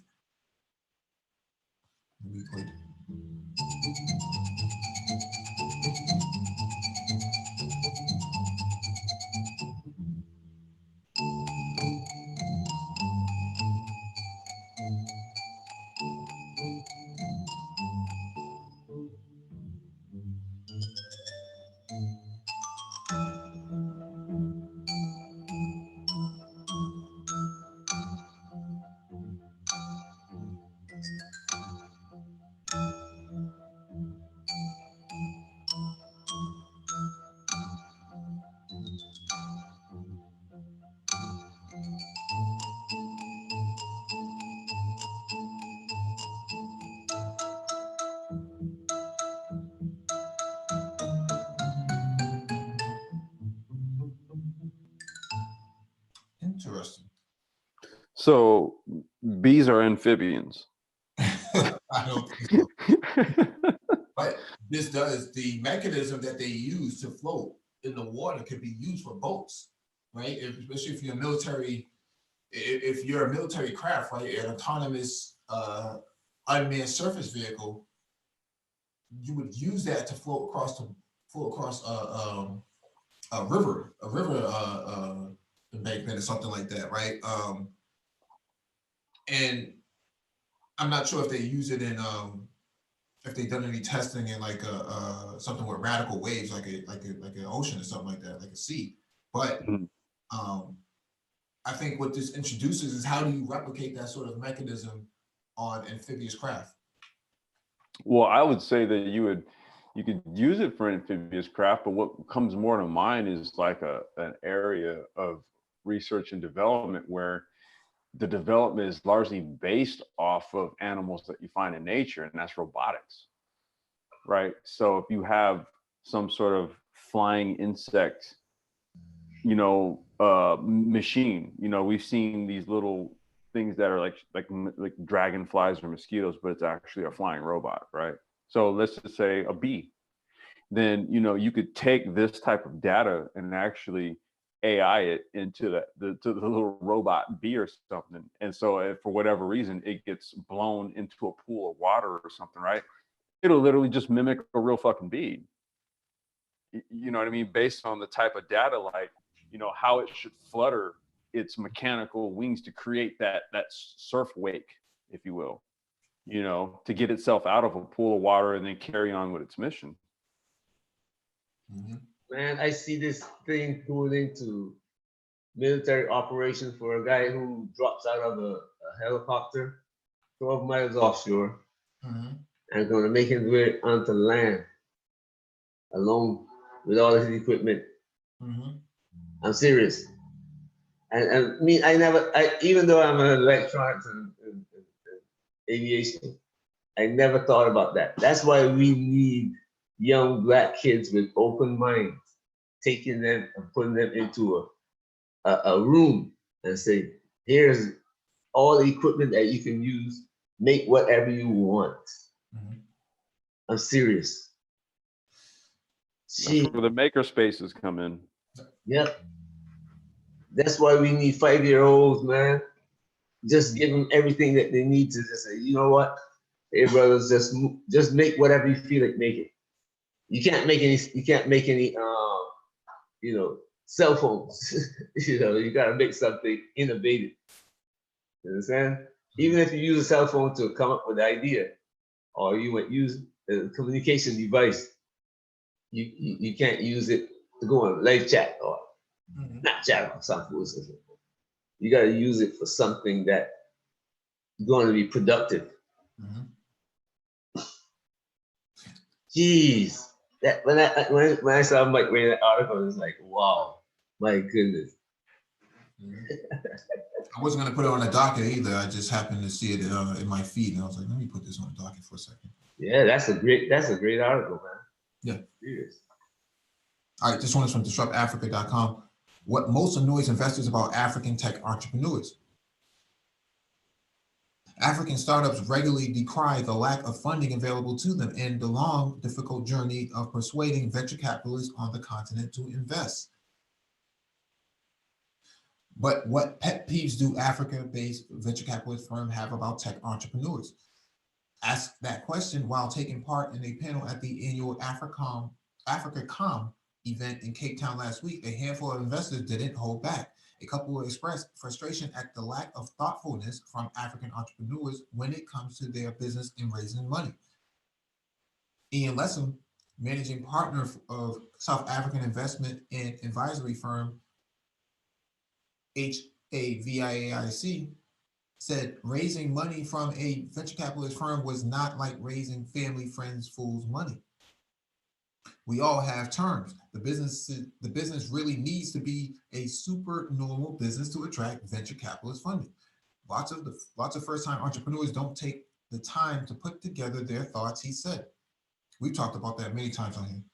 If you want to attract venture capitalist funding from the US, you must understand that companies involved are servicing much bigger businesses, serving much bigger markets. If you have no plans to scale outside of South Africa, you would be naive to think a US venture capitalist would be interested.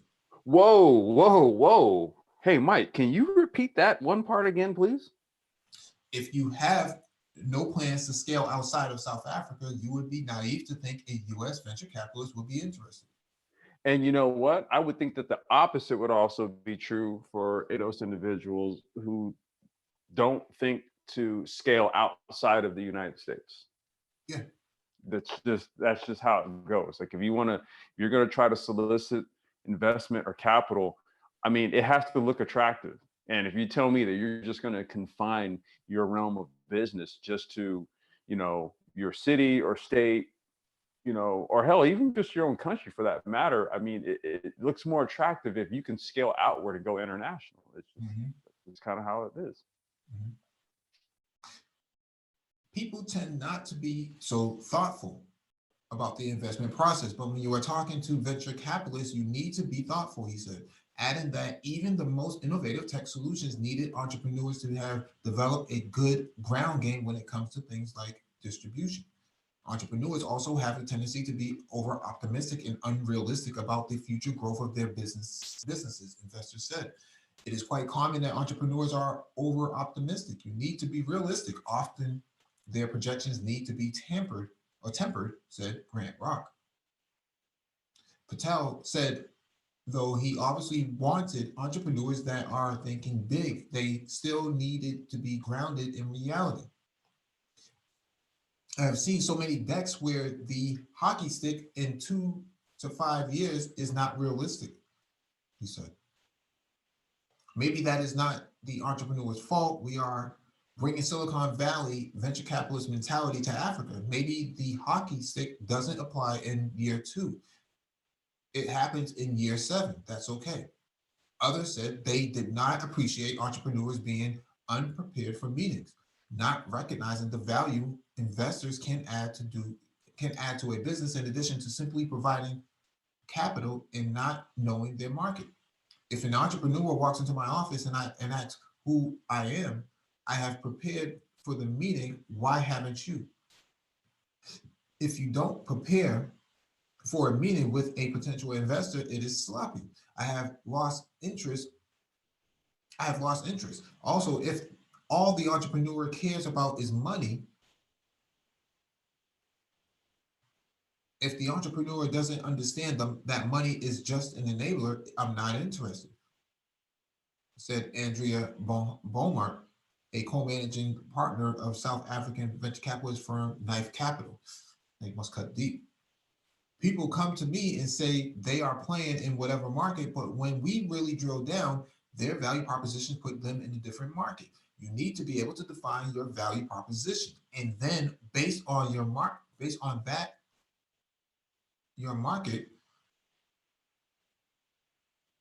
and then understand your numbers and how big that market is.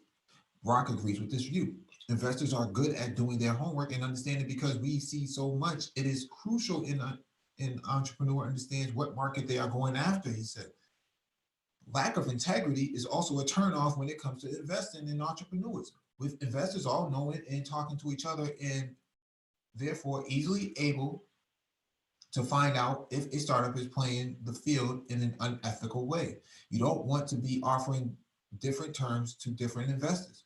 We also had a couple of times when entrepreneurs have played us off against other venture capital. Oh, don't do that. Of the companies where we have had that negative experience, they actually aren't doing that well. And it is because of that mentality where they think all the money is the same. Instead of playing us off against each other, they should be thinking where we can add value, Lessem said. His colleague Rock agreed. Integrity is very important. Values are key We take time when we are investing. We get to know the entrepreneur, trust their model and values. We don't rush. It is going to be a long journey together. Interesting. Well, I would say that, synergy in terms of goals and objectives is very important, because it'll determine whether a investor is more not pliable, but they're more lenient in understanding of conditions versus an investor who is quick to hand over some cash, but then he's also going to be quick to see a return.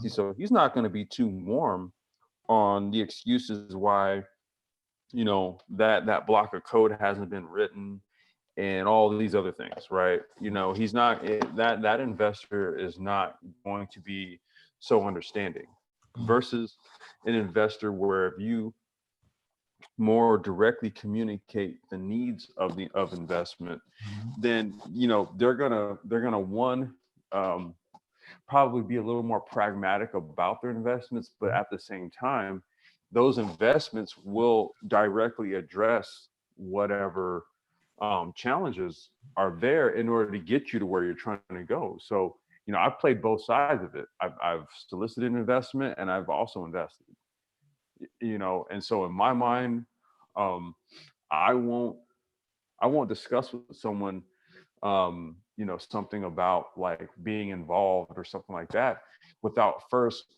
trying to understand what they want out of it. If basically if our visions aren't aligned, then I really don't want that person, investing or getting involved. All right, next one is on the docket is from NewYorkPost.com. First ever map of Saturn moon makes it a strong candidate for alien life. This is going to be interesting. Scientists on Monday unveiled the first global geological map of Saturn's moon Titan, including vast plans and dunes of frozen organic material and lakes of liquid methane, illuminating an exotic world considering a strong candidate in the search for life beyond Earth. The map was based on radar, infrared, and other data collected by NASA's Cassini spacecraft, which studied Saturn and its moons from 2004 to 2017. Titan, with a diameter of 3,200 miles, is the solar system's second biggest moon around Jupiter's Ganymede.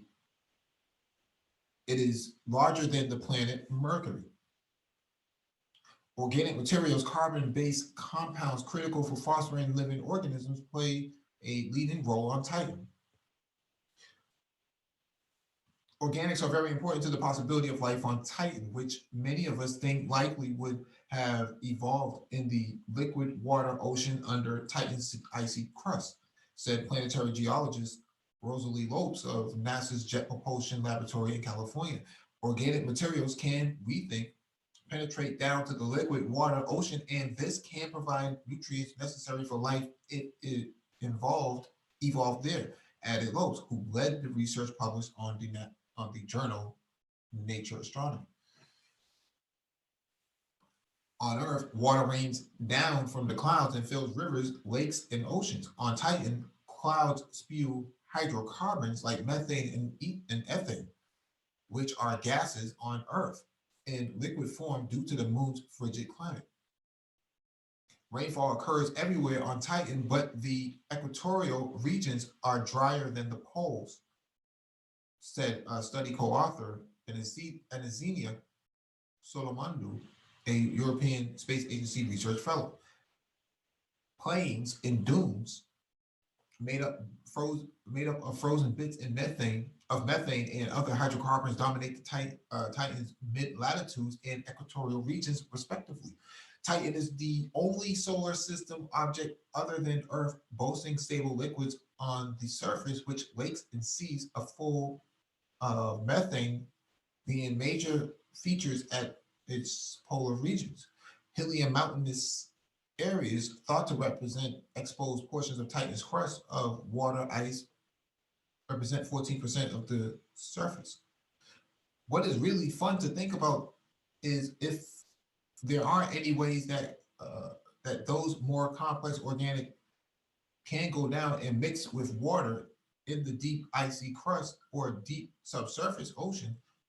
JPL scientist and co-founder and study co-founder author Michael Malaska said, noting that on Earth there is bacterium that can survive just on a hydrocarbon called acetylene in water. Malaska said, could it or something like it live in Titan deep in the crust or ocean where temperatures are a little warmer? The map was created 7 years ago before the US-based agency is set to launch its Dragonfly mission to dispatch a multi-rotor drone to study Titan's chemistry and suitability for life. Dragonfly is scheduled to reach Titan in 2034. It is not only scientifically important, but also really cool. A drone flying around on Titan, both said it will be really exciting. You gotta wait till 2034. Maybe ADOS might not make it that far.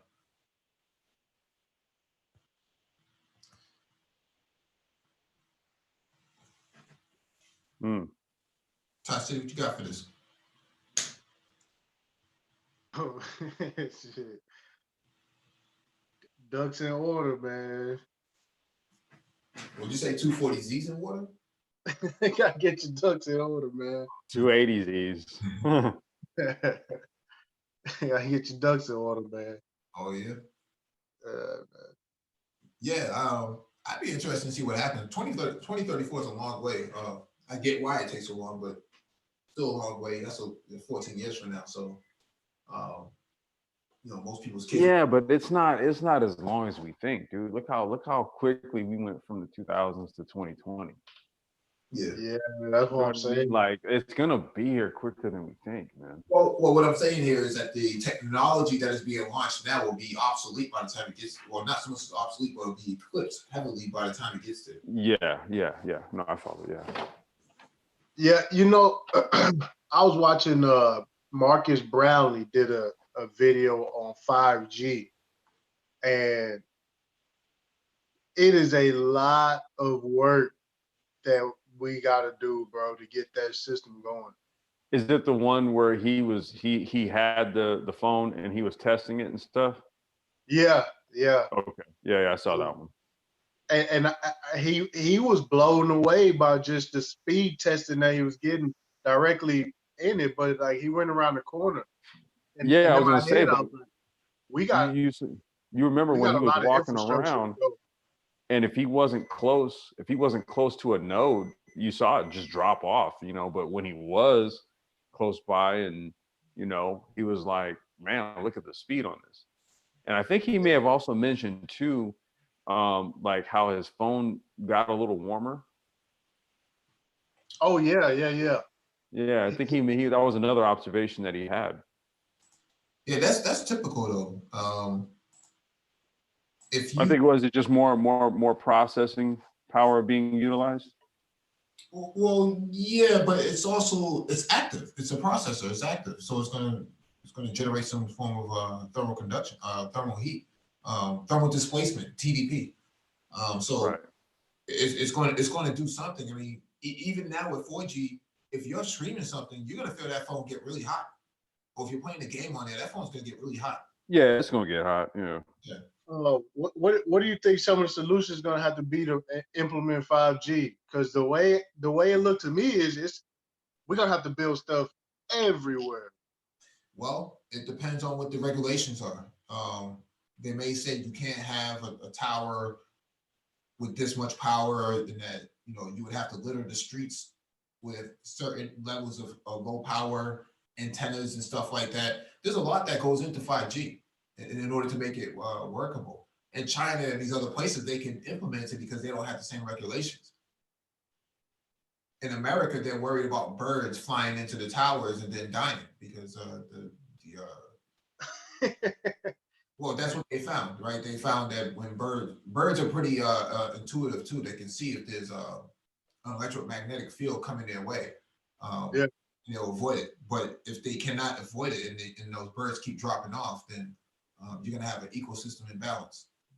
And then there's also, you know, just people's whole, you know, NIMBY take on it. They don't want it. They don't want these towers like in their communities. Well, the towers actually are disguised as trees.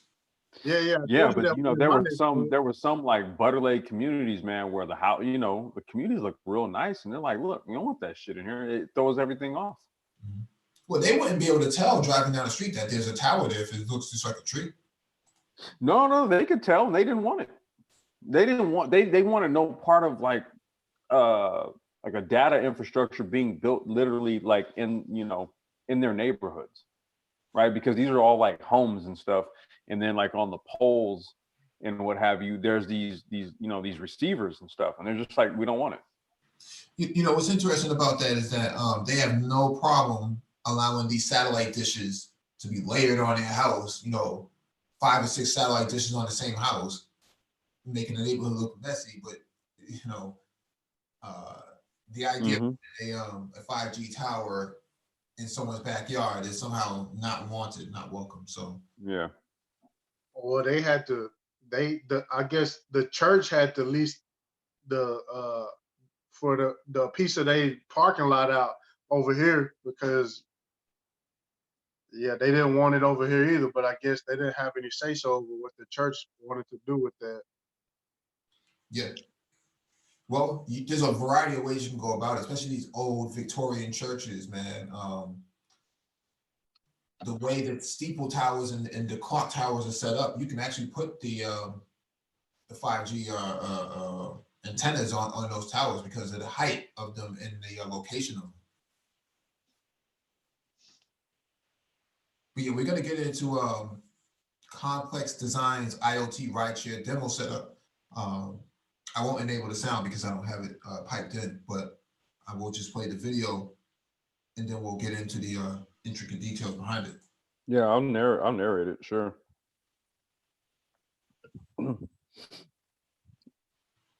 So basically what I was doing was, well, the video's playing, so when it kind of points, I'll explain what was going on. Because what I did was I was recording with my phone, and I have my old phone that I just use on Wi-Fi to like mess around with all this type of stuff here. And so right there on the map, you see that dot you see is actually the scooter that I had locked up on the corner right there. And so, Mike, this is basically what you said in a nutshell, you know, at the onset of this live stream. So this was just a demonstration of literally what you were talking about and how the technology works. So it's one of these things where the mobility assets are pretty much just kind of out in public.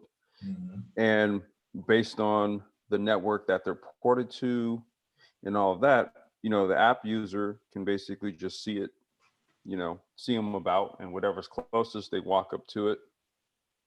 I have the locking mechanism down there on the neck of the scooter. So this is just, you know, me connecting to it, initiating the ride, and then unlocking everything, and then setting it, and then from there it registers the beginning of the ride, which then charges the user.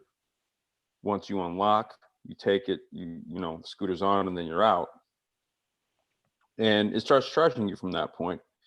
And then when you're done, you take it to a geofence location, which, you know, I basically demo. When you return it, you know, you have to be within that geofence location. The software sees that, okay, the scooter's being locked up in the designated area that we geofenced. And then you know, then you're going to take a picture to basically just show that it's locked up there. And then pretty much you close out your ride, and it charges you, and you're on your way. Now, you're supposed to be ADOS, right? And you're supposed to live in the hood. That doesn't look like the hood there, complex. Yeah, that grass look edged up.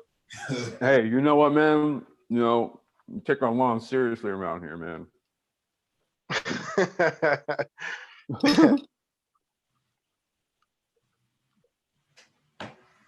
No, we take our lawn seriously around here, man. I live in like out in kind of like an agricultural area, so a lot of people deal with plants and nature and stuff. So everybody keeps a nice lawn around here, and also keeps the property values up.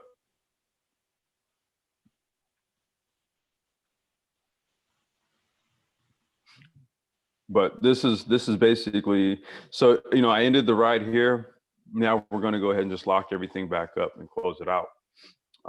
And just the function of it seems rather benign, right? It's just, okay, I use my phone to lock a scooter and all that. But I think more to the point, though, was what you led off this discussion with, Mike, and, you know, how you know, using cell towers in a 5G environment like, will enable you to do so much more.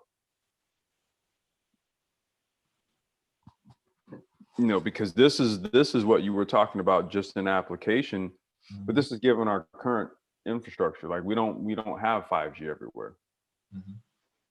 Now you won't see 5G everywhere until a few years from now. Yeah. California is slated to go online in January 2020. So New York will be online in December. Yeah, I know in Minnesota and Chicago, they started this year. Yeah, the trials in New York already started back in July. So they're estimating December of 2019. California, I think they're supposed to be firing off by late January 2020. So right. I just want to say, when you talk about New York, you got to just talk about the city. Yeah. Really, because when you start going to surrounding areas, moving upstate and so forth, that's the hinterlands, man. So it won't be around until let's say, you know, the other cities like in the Midwest or whatever, we'll see it. Yeah. They won't be seeing that anytime soon. But New York City, you'll see it. Yeah, they already started preliminary tests early this year in New York. Yeah. Yep. But yeah, Carl, like, my question here is that is this the custom app that you built, or is this? No, I work with a developer on it. You know, it started, you know, our interest started in this. It actually started right after I started contracting for Bird. And, you know, what I was looking to do was work with this one Black-owned bike shop over in the Leimert Park, Crenshaw area in LA. And so I actually still have the rideshare network created in the software for that particular project. So it was like I had already had an interest in this type of stuff, and then it was sort of like, all right, the whole, you know, job with Bird landed, and then I started working with them. And so as I was learning it, I was like, wait a minute, you know, let me look, you know, look further into this. So anti-grav myself, you know, we went and sprung, you know, put the money up for some hardware, i.e. these locks right here, because those locks are smart devices. You know, they're all app controlled. So we shipped a few different versions in from China, tested them out. And, you know, I just learned, I really just kind of got into the nuts and bolts of how it all works, you know. And then from there, there was a software company that bought the lock manufacturer of the locks that we were testing. So then I started talking to the developer, and the next thing you know, we've basically just been working together for like the past year and a half. And any projects that come into play, we create all of the pricing models. We create the logistics models. We do all of that. And then what they do is they ensure on their end that the app is able to facilitate it, or if there's any features that need to be, you know, factored in, they have the ability to factor it in. So for example, like accepting cryptocurrencies, right? So that's something that could be implemented too. But yeah, that's really what it is. It's basically, we partnered with the developer. How far away have you tested it from the scooter itself? Like, have you gone 10 blocks? Have you gone a mile? Oh, I mean, it'll show up anywhere on the map. Like, so for example, if I had a singular like rideshare network, and let's say I had mobility assets in like LA or in my neighborhood or whatever, and then let's say I also had some in Chicago, some in Minnesota, some in New York, I would see all of them, right? Because it's all going to be based on the user itself and whose rideshare network. So if they're a part of like the Pacific Rideshare Network, and basically any mobility assets that we manage or operate would be on the map. So let's say somebody's here and they go, oh yeah, you know, I'm going to be going to Chicago for the week. So then they get over to Chicago, they could pull their app out and then see what's available right around them.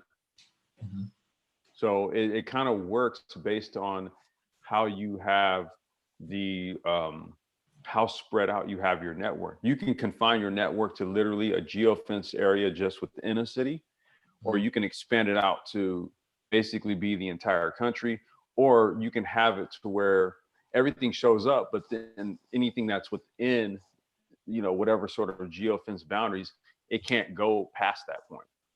So there's multiple ways to sort of to program the logic on how you want this stuff to operate. But again, it points back to what you were talking about, using your cell towers, you know, to facilitate this type of stuff. Now, my next question is, have you tested on iOS yet? Actually, I have to use iOS because the admin portion of the app, and I would pull it up, and my daughter's using the iPad right now. But the admin portion of the app, it runs on iOS. So you could run everything on an iOS platform, or you could use Android to run the app. And the logistics software. But when it comes to babe, can you turn it down a little bit, please? But when it comes to the actual admin tool, it's all iOS. Yeah, that's dope, man. I think the next step will probably be smartwatches, like Apple smartwatch and the Google.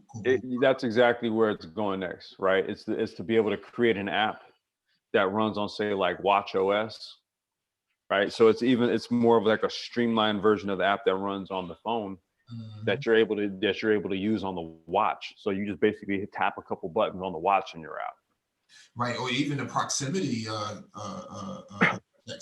sensor or something, proximity feature that would allow the said e-scooter to actually unlock based on your distance to it, and then it just confirms yes or no. Do you want to use this device? Yep. That's actually in development too. You know, because these are all just basically features that you incorporate into the pre-existing software, right? So you don't have to reinvent the wheel with it. You just have to enable the capability, you know. But that 5G data infrastructure, man, that's where the watch thing and the proximity sensor and all that, that's where you can really leverage that stuff. Right now, I know even what I just did here, it seems a bit archaic. I had to pull out the phone, tap the button, trigger the lock, wait for the process to initiate and happen. Boom, it's unlocked. Now I can go ride, and then I got to do the whole process and backwards to close it out, right? Not to say that the process isn't, you know, it doesn't happen in quick succession. It's just that, yeah, 5G is just literally like I roll up, dude, hit a button on my watch, and boom, I'm out. Yeah. Yeah, but I think you could do the same thing with 4G as well.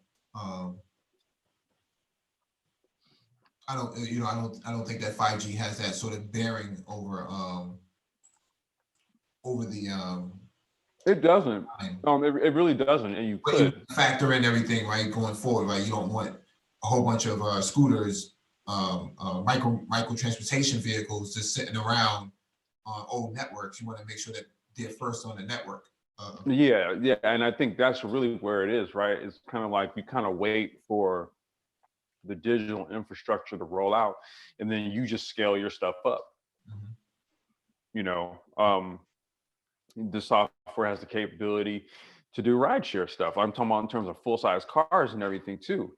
It's just that where we're at right now is to utilize it for micro transport, because that's where this is more of a large scale application, right? Like if you want a car, you know, everybody's got Uber and Lyft already. So have you thought about adding a something like a digital wallet that allows payments from cryptocurrencies? Yep. And that's something that can easily be added. because the transaction side is actually going to take place on on the leisure side of things.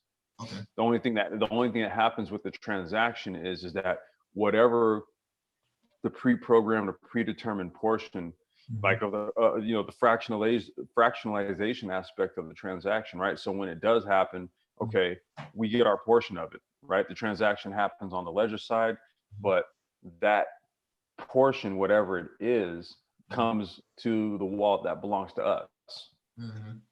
You know what I mean? So to putting the payment option in there would be no different than, say, like if you have PayPal as a payment option, or you just want to just you could use PayPal if you want to use that. You could use Google Pay, Apple Pay, or just your straight up debit card, or you would add crypto. Yeah, Man, that's what's up, bro. That's what's up, dog. You got any questions on that, Tyson? Yeah. Yeah, if anybody's got any questions, man, yeah. Most of the tech is built into the lock, right? The GPS and whatnot. Yeah, there's a GPS dongle inside of the lock. There's like it's almost like a little microprocessor, right? Yeah. That triggers it triggers the lock. So yeah, it's all built into the lock. Dang, man, that's tight. Yeah. I could easily see something like that built into like an ignition column or something like that. It's going to be device. it's going to function the same way, man. It's just it really comes Sending down a command. to that's all it is, right? What's going to trigger whichever mechanism you employ to either trigger the device on or off. Hey, Complex, was this the same lock or the same company that we spoke to last year? Yeah, this is the one. This is it, right? Okay. Yeah, this is the one. Yeah. What I'm using is a different version of it. So the first one was for bikes, for e-bikes. Right. This one is for scooters. You notice how it has the collar on the scooter down there, how it's on the neck, and then there's a cable where I can trigger it, it unlocks it, I can wrap the cable around a pole and then trigger it back, and then boom, it's locked. So this is the e-scooter application for that. Now, see, you push something like this on the continent with this lack of micro infrastructure, right? So we're talking furniture, street signs and poles and things of that nature. There's definitely going to have to be a different sort of approach to that, unless you're going to operate in urban centers. Just some ideas swirling in my head in terms of how you approach different environments and whatnot. You do want to tailor it to the environment. Perfect example is when I relocated over to this area. Largely the reason why was because of my job. Right, we came and launched here. I won't name the exact city, but we came here and launched and used this as a test market. So for this whole year, I would say up until about two months ago, when I basically took on tech support job full time. That's what we were doing. It was all testing. I was testing hardware. I was testing different versions of scooters. I was testing the software. This is a test market. They use this city specifically for that, to test all of the technology, all these app triggered Bluetooth apparatuses and stuff like that. That was what my job here was to test it.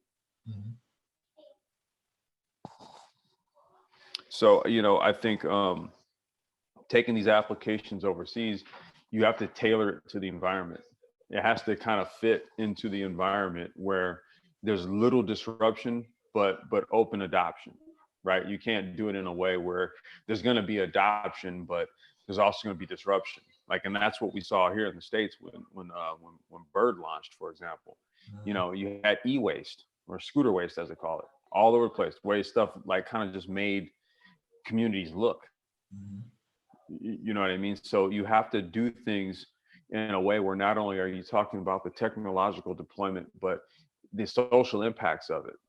You have to minimize the social impact and encourage adoption. And that's a very thin line you have to walk there.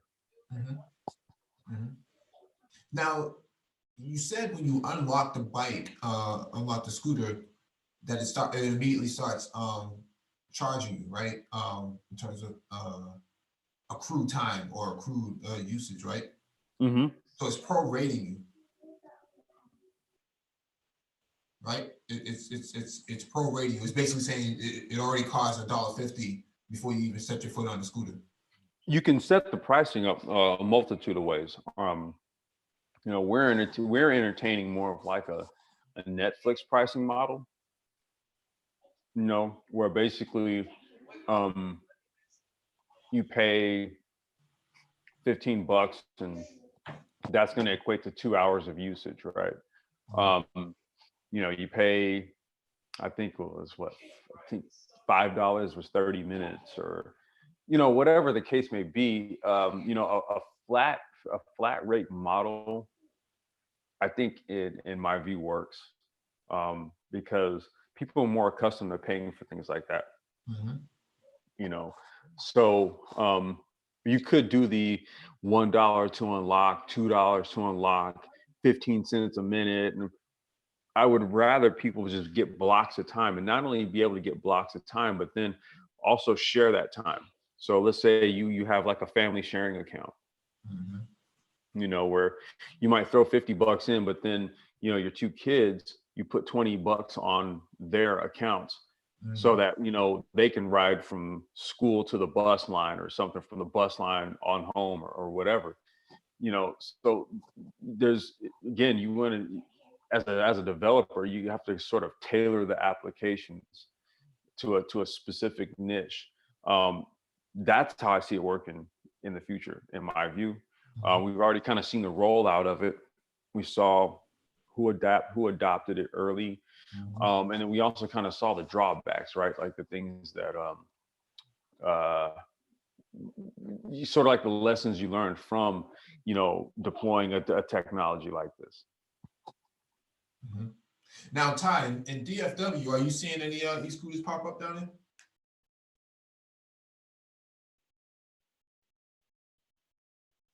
I think Ty said he's off the. Okay. Yeah, I think he's off the panel.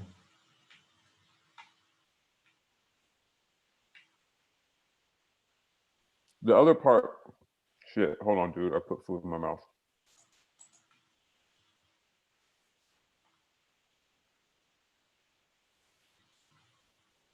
Okay. The other part to this too is how pervasive this type of business is, because this is very much a new industry. Mm-hmm. There's still room, and there's still space to deploy this type of technology in areas that are largely, you know, melanated. You know, that's how you can get a chunk of the transportation business. Mm-hmm. You know, when Bird first rolled out, especially in Los Angeles, when you look at some of the ridership numbers, and you look at, you know, Uber's statistics, you know, a lot of people were like, well, wait a minute, you know, I can go and rent this little scooter here and take this on a 3 mile, 4 mile ride from, you know, kind of like mid-city LA down to Santa Monica if I wanted to, right? And it'll cost me like $2, $2.50 versus, how long is that trip?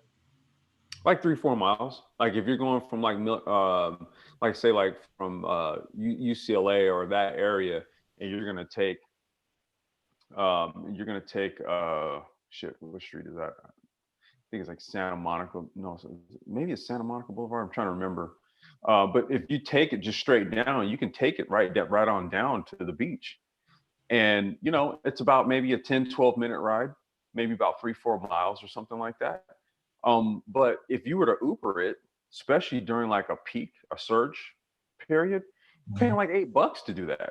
Versus you hop on a scooter, you just pay like $2.50. You know what I mean? So people look at it as a viable transportation method. I mean, you had guys that they literally, man, they want to scooter around because, you know, they're up at 1 a.m. and they got the fucking munchies because, you know, they've been blowing herb for the past few hours, right? So it's like, man, look, I don't feel like jumping in the car and all that. Man, let me go just bing this scooter up real quick and go roll over to 7-Eleven and grab some Snickers or something. It's like $1.50 to do it. People don't care. They'll let $1.50 slide if they know that they can jump on a scooter and get somewhere and get back in a matter of minutes. These things are a lot faster. I mean, you look at them and you're like, wow, okay, that's diminutive, but it's a 250 watt motor on there. It'll easily do 20 miles an hour. Right. Right.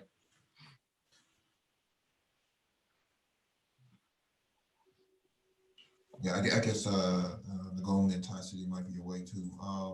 Nah, Okay. I'm listening. I think when you say 200, you said it's 250 watts, right? Yeah, the hub motor on the scooters there's a 250 watt version and a 350 watt version. Okay. I guess the charging station would be like at one of those docking stations or something like that. I mean, now that's going to determine how your business model is set up is going to determine how you charge the vehicles. You could have it where you just have a person that you hire and they go and they pick everything up. They have a rack of chargers, they plug it up. They only take like about 3 hours to charge max. Okay. Right. So you charge it up overnight, get up butt crack early in the morning before everybody's up and doing their thing, and you go and drop them all off. Right. Or right. you have charging stations on site. Okay. Right, wherever you park them at or whatever, there's a charging apparatus that you just boom plug it in right there. Right. Some of I've seen some renewable energy grants that have gone to companies that make like bus benches, right, that have panels on them, and then on the side panel there's like a charger for your laptop. There's USB ports to charge your phone because there's a battery underneath the bench, and there's a panel outside charging the battery, and it's basically like a little power wall or power bank. Yeah. Same thing with the scooters. Boom, you just plug it in right there, you get your charge on, and off you go. That's what's up, man. Yeah, I mean, this is kind of like the new, because I know we were just a few days ago, we were talking about electric cars and the availability of charging stations and stuff like that. I mean, you have to make an electrified platform just as pervasive as a gas station. You got people who go to a gas station, dude, and 8 times out of 10 they go there not to buy gas, but to like go buy blunts or a beer or something, right? So electric availability to like electrical ports to charge something has to be just as benign as a gas station is for somebody who just wants to go in and grab a pack of Dutchies or something. And so incorporating things like bus benches that can double as a power station, stuff like that. That's infrastructure that supports this type of platform. You got to have like even minute little things like that. It's called micro infrastructure. Micro infrastructure. That's the term. Yeah, it's called micro infrastructure. There's a lot of cities that put out requests for street furniture initiatives, like things in that, what you're talking about, street furniture. That's how that big belly trash can was developed. Basically a solar powered trash can that has it's IoT with a Wi-Fi connected to it, and it sends a signal out to the sanitation pickup that I'm full based on the weight that it has, and then sanitation comes and picks it up and doesn't overflow. Yep. So that's the type of stuff that that cities have paid big money for. If you can come up with big ideas like that in predominantly Black areas, that's called social impact investing. So we got a grant on the table right now. Let's just say it's close to 7 figures. We're going after a hard body, and it's for the same thing that you just mentioned. Thai City, what are you seeing down in DFW in terms of like scooters and stuff like that, e-scooters? Well, they implemented the bikes first, right? and then the bikes was everywhere. People complained. They got them the hell up out of there. Then the scooters came, and they did the same thing. I don't think that it was like big companies coming, and when they came, they just flooded the cities. You know what I'm saying? They didn't like Mhm. ease it into certain spaces, because I think at like a university setting, you know what I'm saying, or Mhm. like the park walks and stuff like that. I think they could have did it, but they had these things like bike racks, you know what I'm saying, full of them. And yeah, you would just see them all over the place. Well, then you also have people. So let's say like in areas like in LA, say like Venice. So Venice is basically known as a bike town because everything how Venice is situated, Venice Beach, um, everything's all close together. Streets are narrow. It's not a lot of room for parking and stuff. So everybody who lives in Venice basically has bikes. So it's known as a bike town. A lot of businesses there that rent bikes to tourists and stuff like that. Do you know how much like all these companies bit into the local bike rental businesses? Well, see, that's how Austin is. Yeah. That's how Yeah. Austin is. And I can see that just booming down there in Austin, because it's all streets. They don't even have like the big parking structures like we have here in Dallas. You know what I'm saying? So once you get into a certain part of Austin and you hit around 6th Street, you got to park, and everybody else is walking, and it's kind of, you know what I'm saying? It's kind of crowded, but I mean, Hmm. it's not too crowded to where people can't ride a scooter or a bike, but everybody ride bikes. Yeah.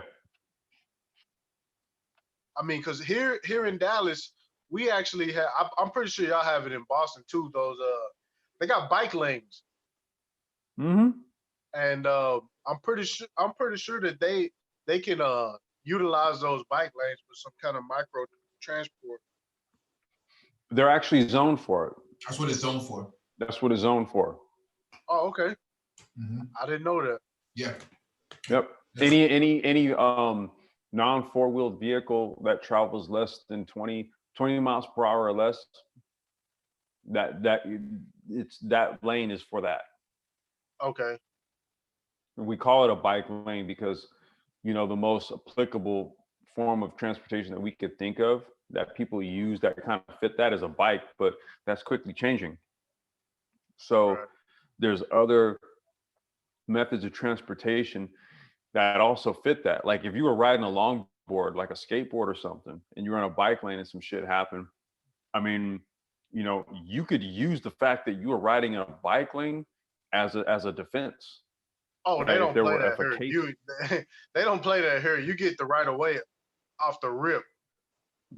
yeah. But what I'm saying is that whether it's a skateboard, a bike, a scooter, a trike, like a recumbent bike, anything like that, like if it's if it's battery operated, it goes 20 miles per hour or less. Oh, and has a power output of 700 watts or less.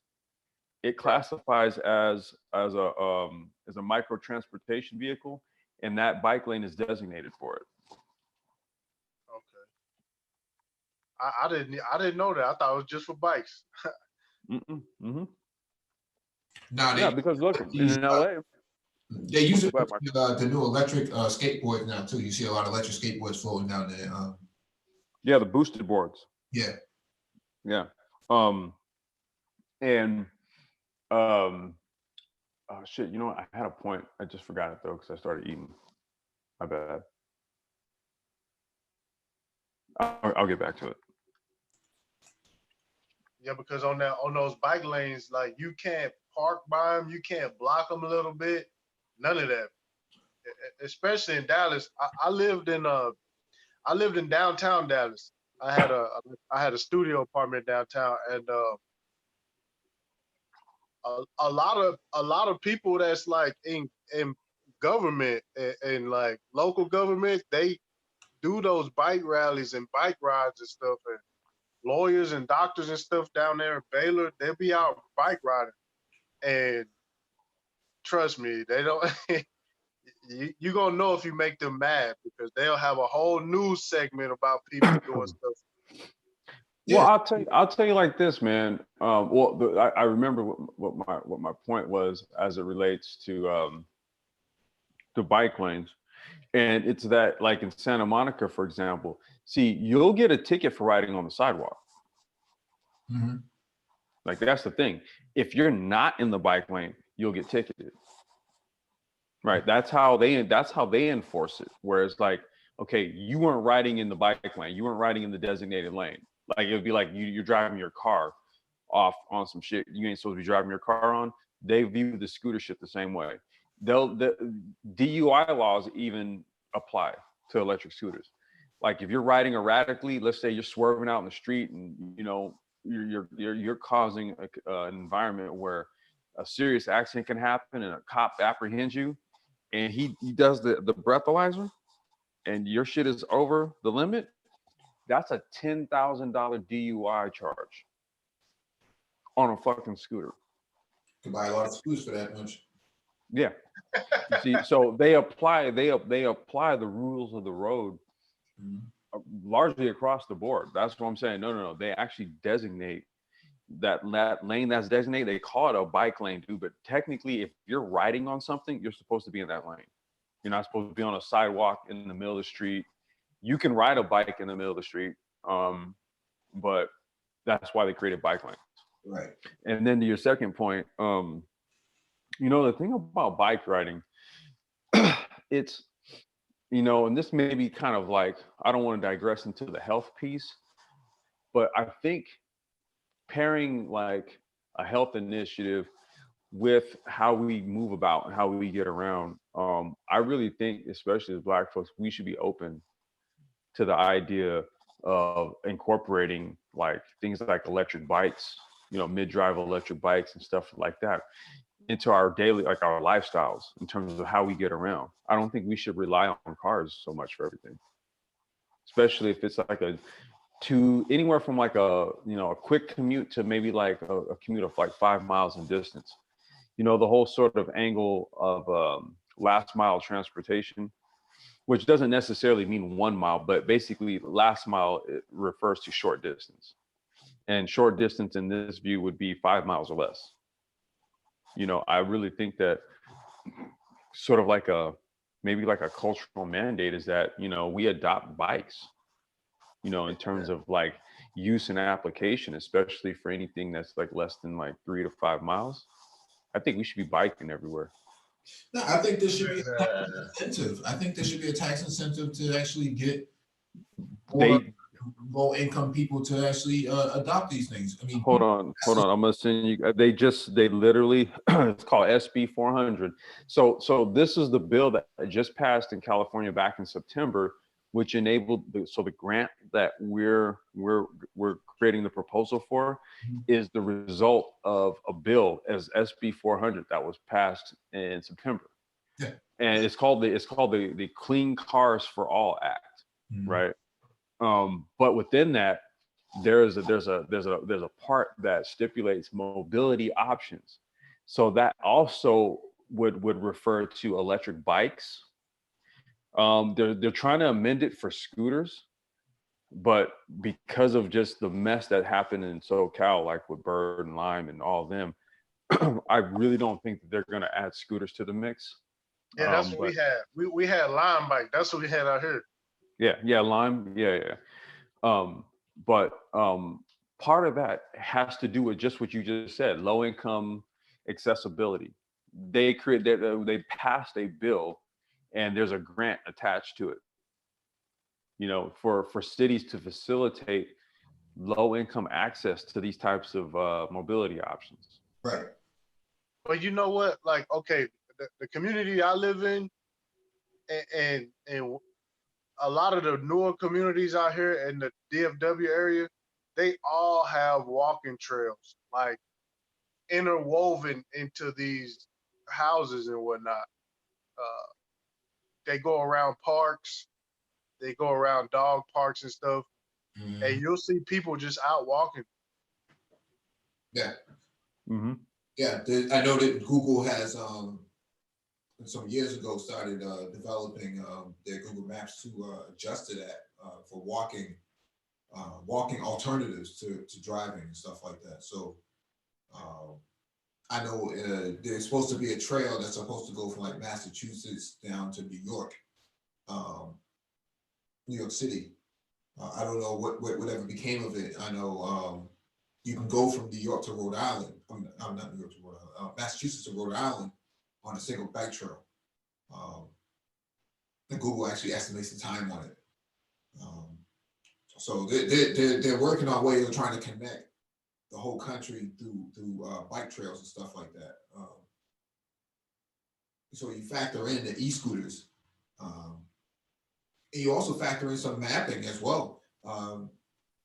There's a lot, geospatial data that can come from, microtransportation. Mike, that was the part of the logistics software that I was going to show, because it literally I can pull up the itinerary of every single vehicle in the fleet, and it'll give me a map layout of where it's going. Okay. Yeah. I can see how much use it gets per charge, what the average distance is. There's so many reports you can generate. It's amazing. Mm-hmm. And if there's anyone out there that's interested in getting in, hit me up, man. I'm by no means trying to be like the master of the universe when it comes to this shit. Like, you know what I mean? I know how tough of a business this is to crack in, especially like in an area like California. But there's other places where this stuff isn't being deployed, so it's wide open. Mm-hmm. So if you see a need for it in your area, man, and you're interested in maybe perhaps deploying something like this, yeah, man, hit us up. So what happened with Lime? What happened with them? Right? Or was it?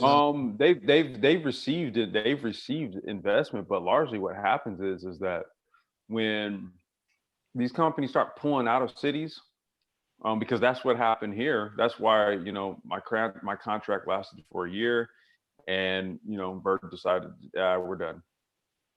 We're done. We're pulling out of here. Essentially, what they do is, if the cities are going to make it more stringent for them to do business, they're going to do the cost analysis on it and determine whether it's worth for them to stay there. Mm-hmm.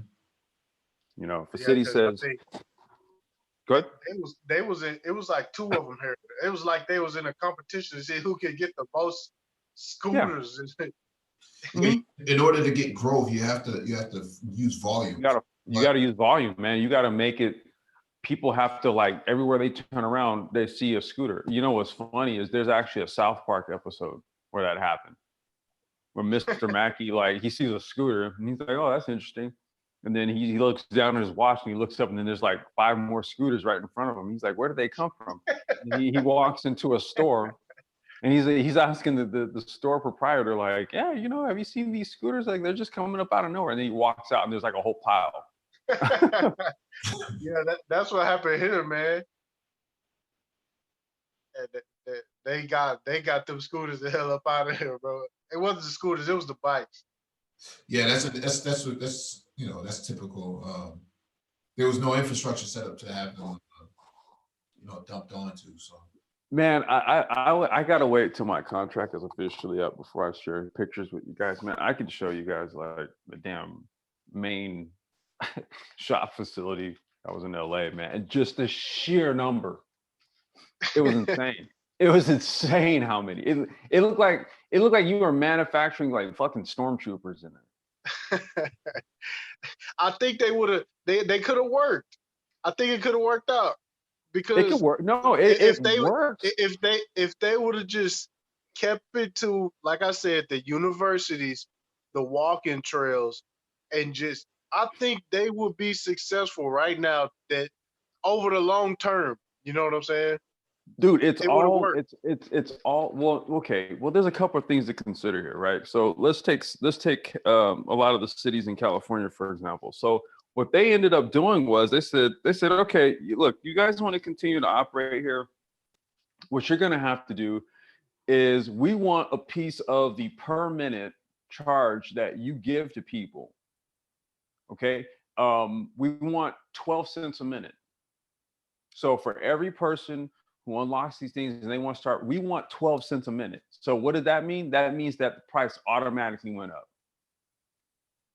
Now you say, okay, well, is the average person who was paying 10 cents a minute now going to pay 25 cents a minute? You know, then what happens is ridership goes down because people are like, well, wait a minute, dude, I'm not going to ride around this thing, pay $1, $1 every couple minutes for this when I used to be able to like basically get an hour out of this thing for $10.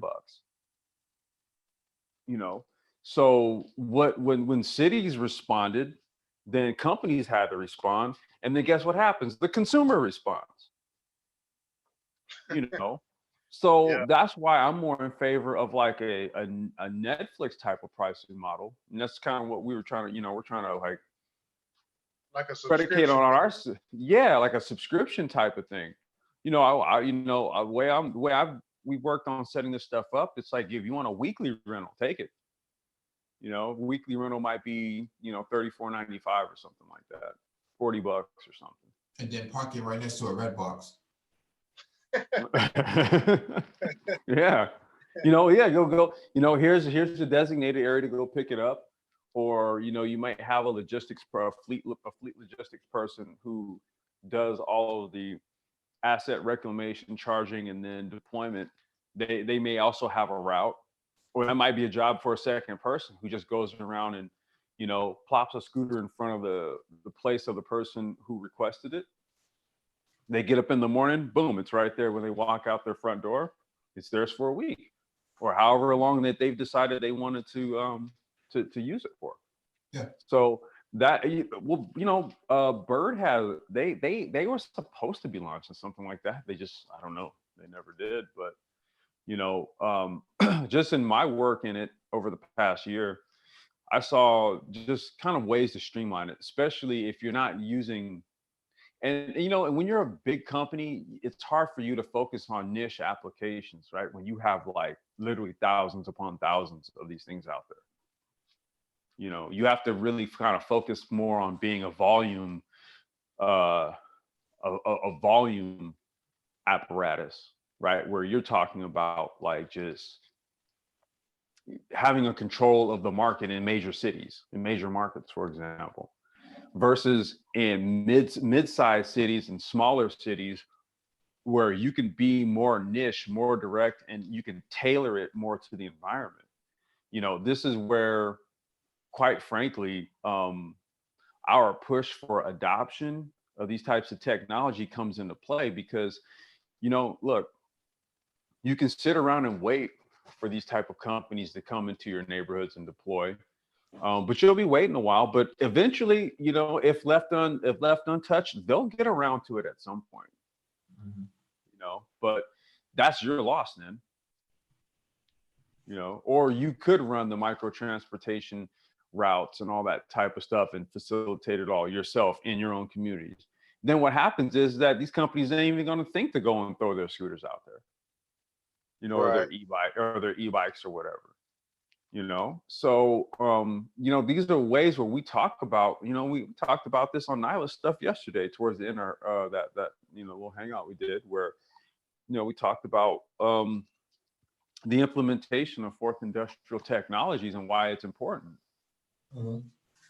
Because you're not only are you able to do that, think about it, you own the micro transportation routes. You could, again, that word scale, you scale up from there, from electric scooters, it then becomes bikes, and then from bikes it becomes autonomous cars. You can build all that shit off of the same software stack, off the same platform. It's just all about scalability. And so when you also control your transportation routes, you have greater control over the economies and how people move around in your communities. And that, I'm not saying that from a totalitarian standpoint. I'm saying it from a standpoint of being able to stave off things like gentrification and shit. Yeah. All right. Thank you all for joining us. Please hit the like button if you've not already done so. Share the video if possible, and hit that notification bell next to the subscribe button so you get all the updates from the Black Brain Trust, including those posted on the community tab. If you're looking to get into IT and you want some mentorship, we do offer IT mentorship for those trying to get into IT for the first time. And if you are trying to transition from one IT role to another, and you want some IT coaching, we do offer IT coaching here. If you have a resume that needs to be looked at, we do offer advice on resume content building. And if you want salary negotiations, we offer assistance with that. And if you're in the tri-state area and you're looking to get into IT through a contract, Going 11 does have Gone. on the table for those in the tri-state area. Also remote jobs as well. So that being said, thank you all for joining us. Hey, Mike. Yes, sir. Hey, we gonna get a car talk with this Cybertruck situation or what? Hey, everybody. Yeah, tomorrow. Tomorrow. Bet. Shalom.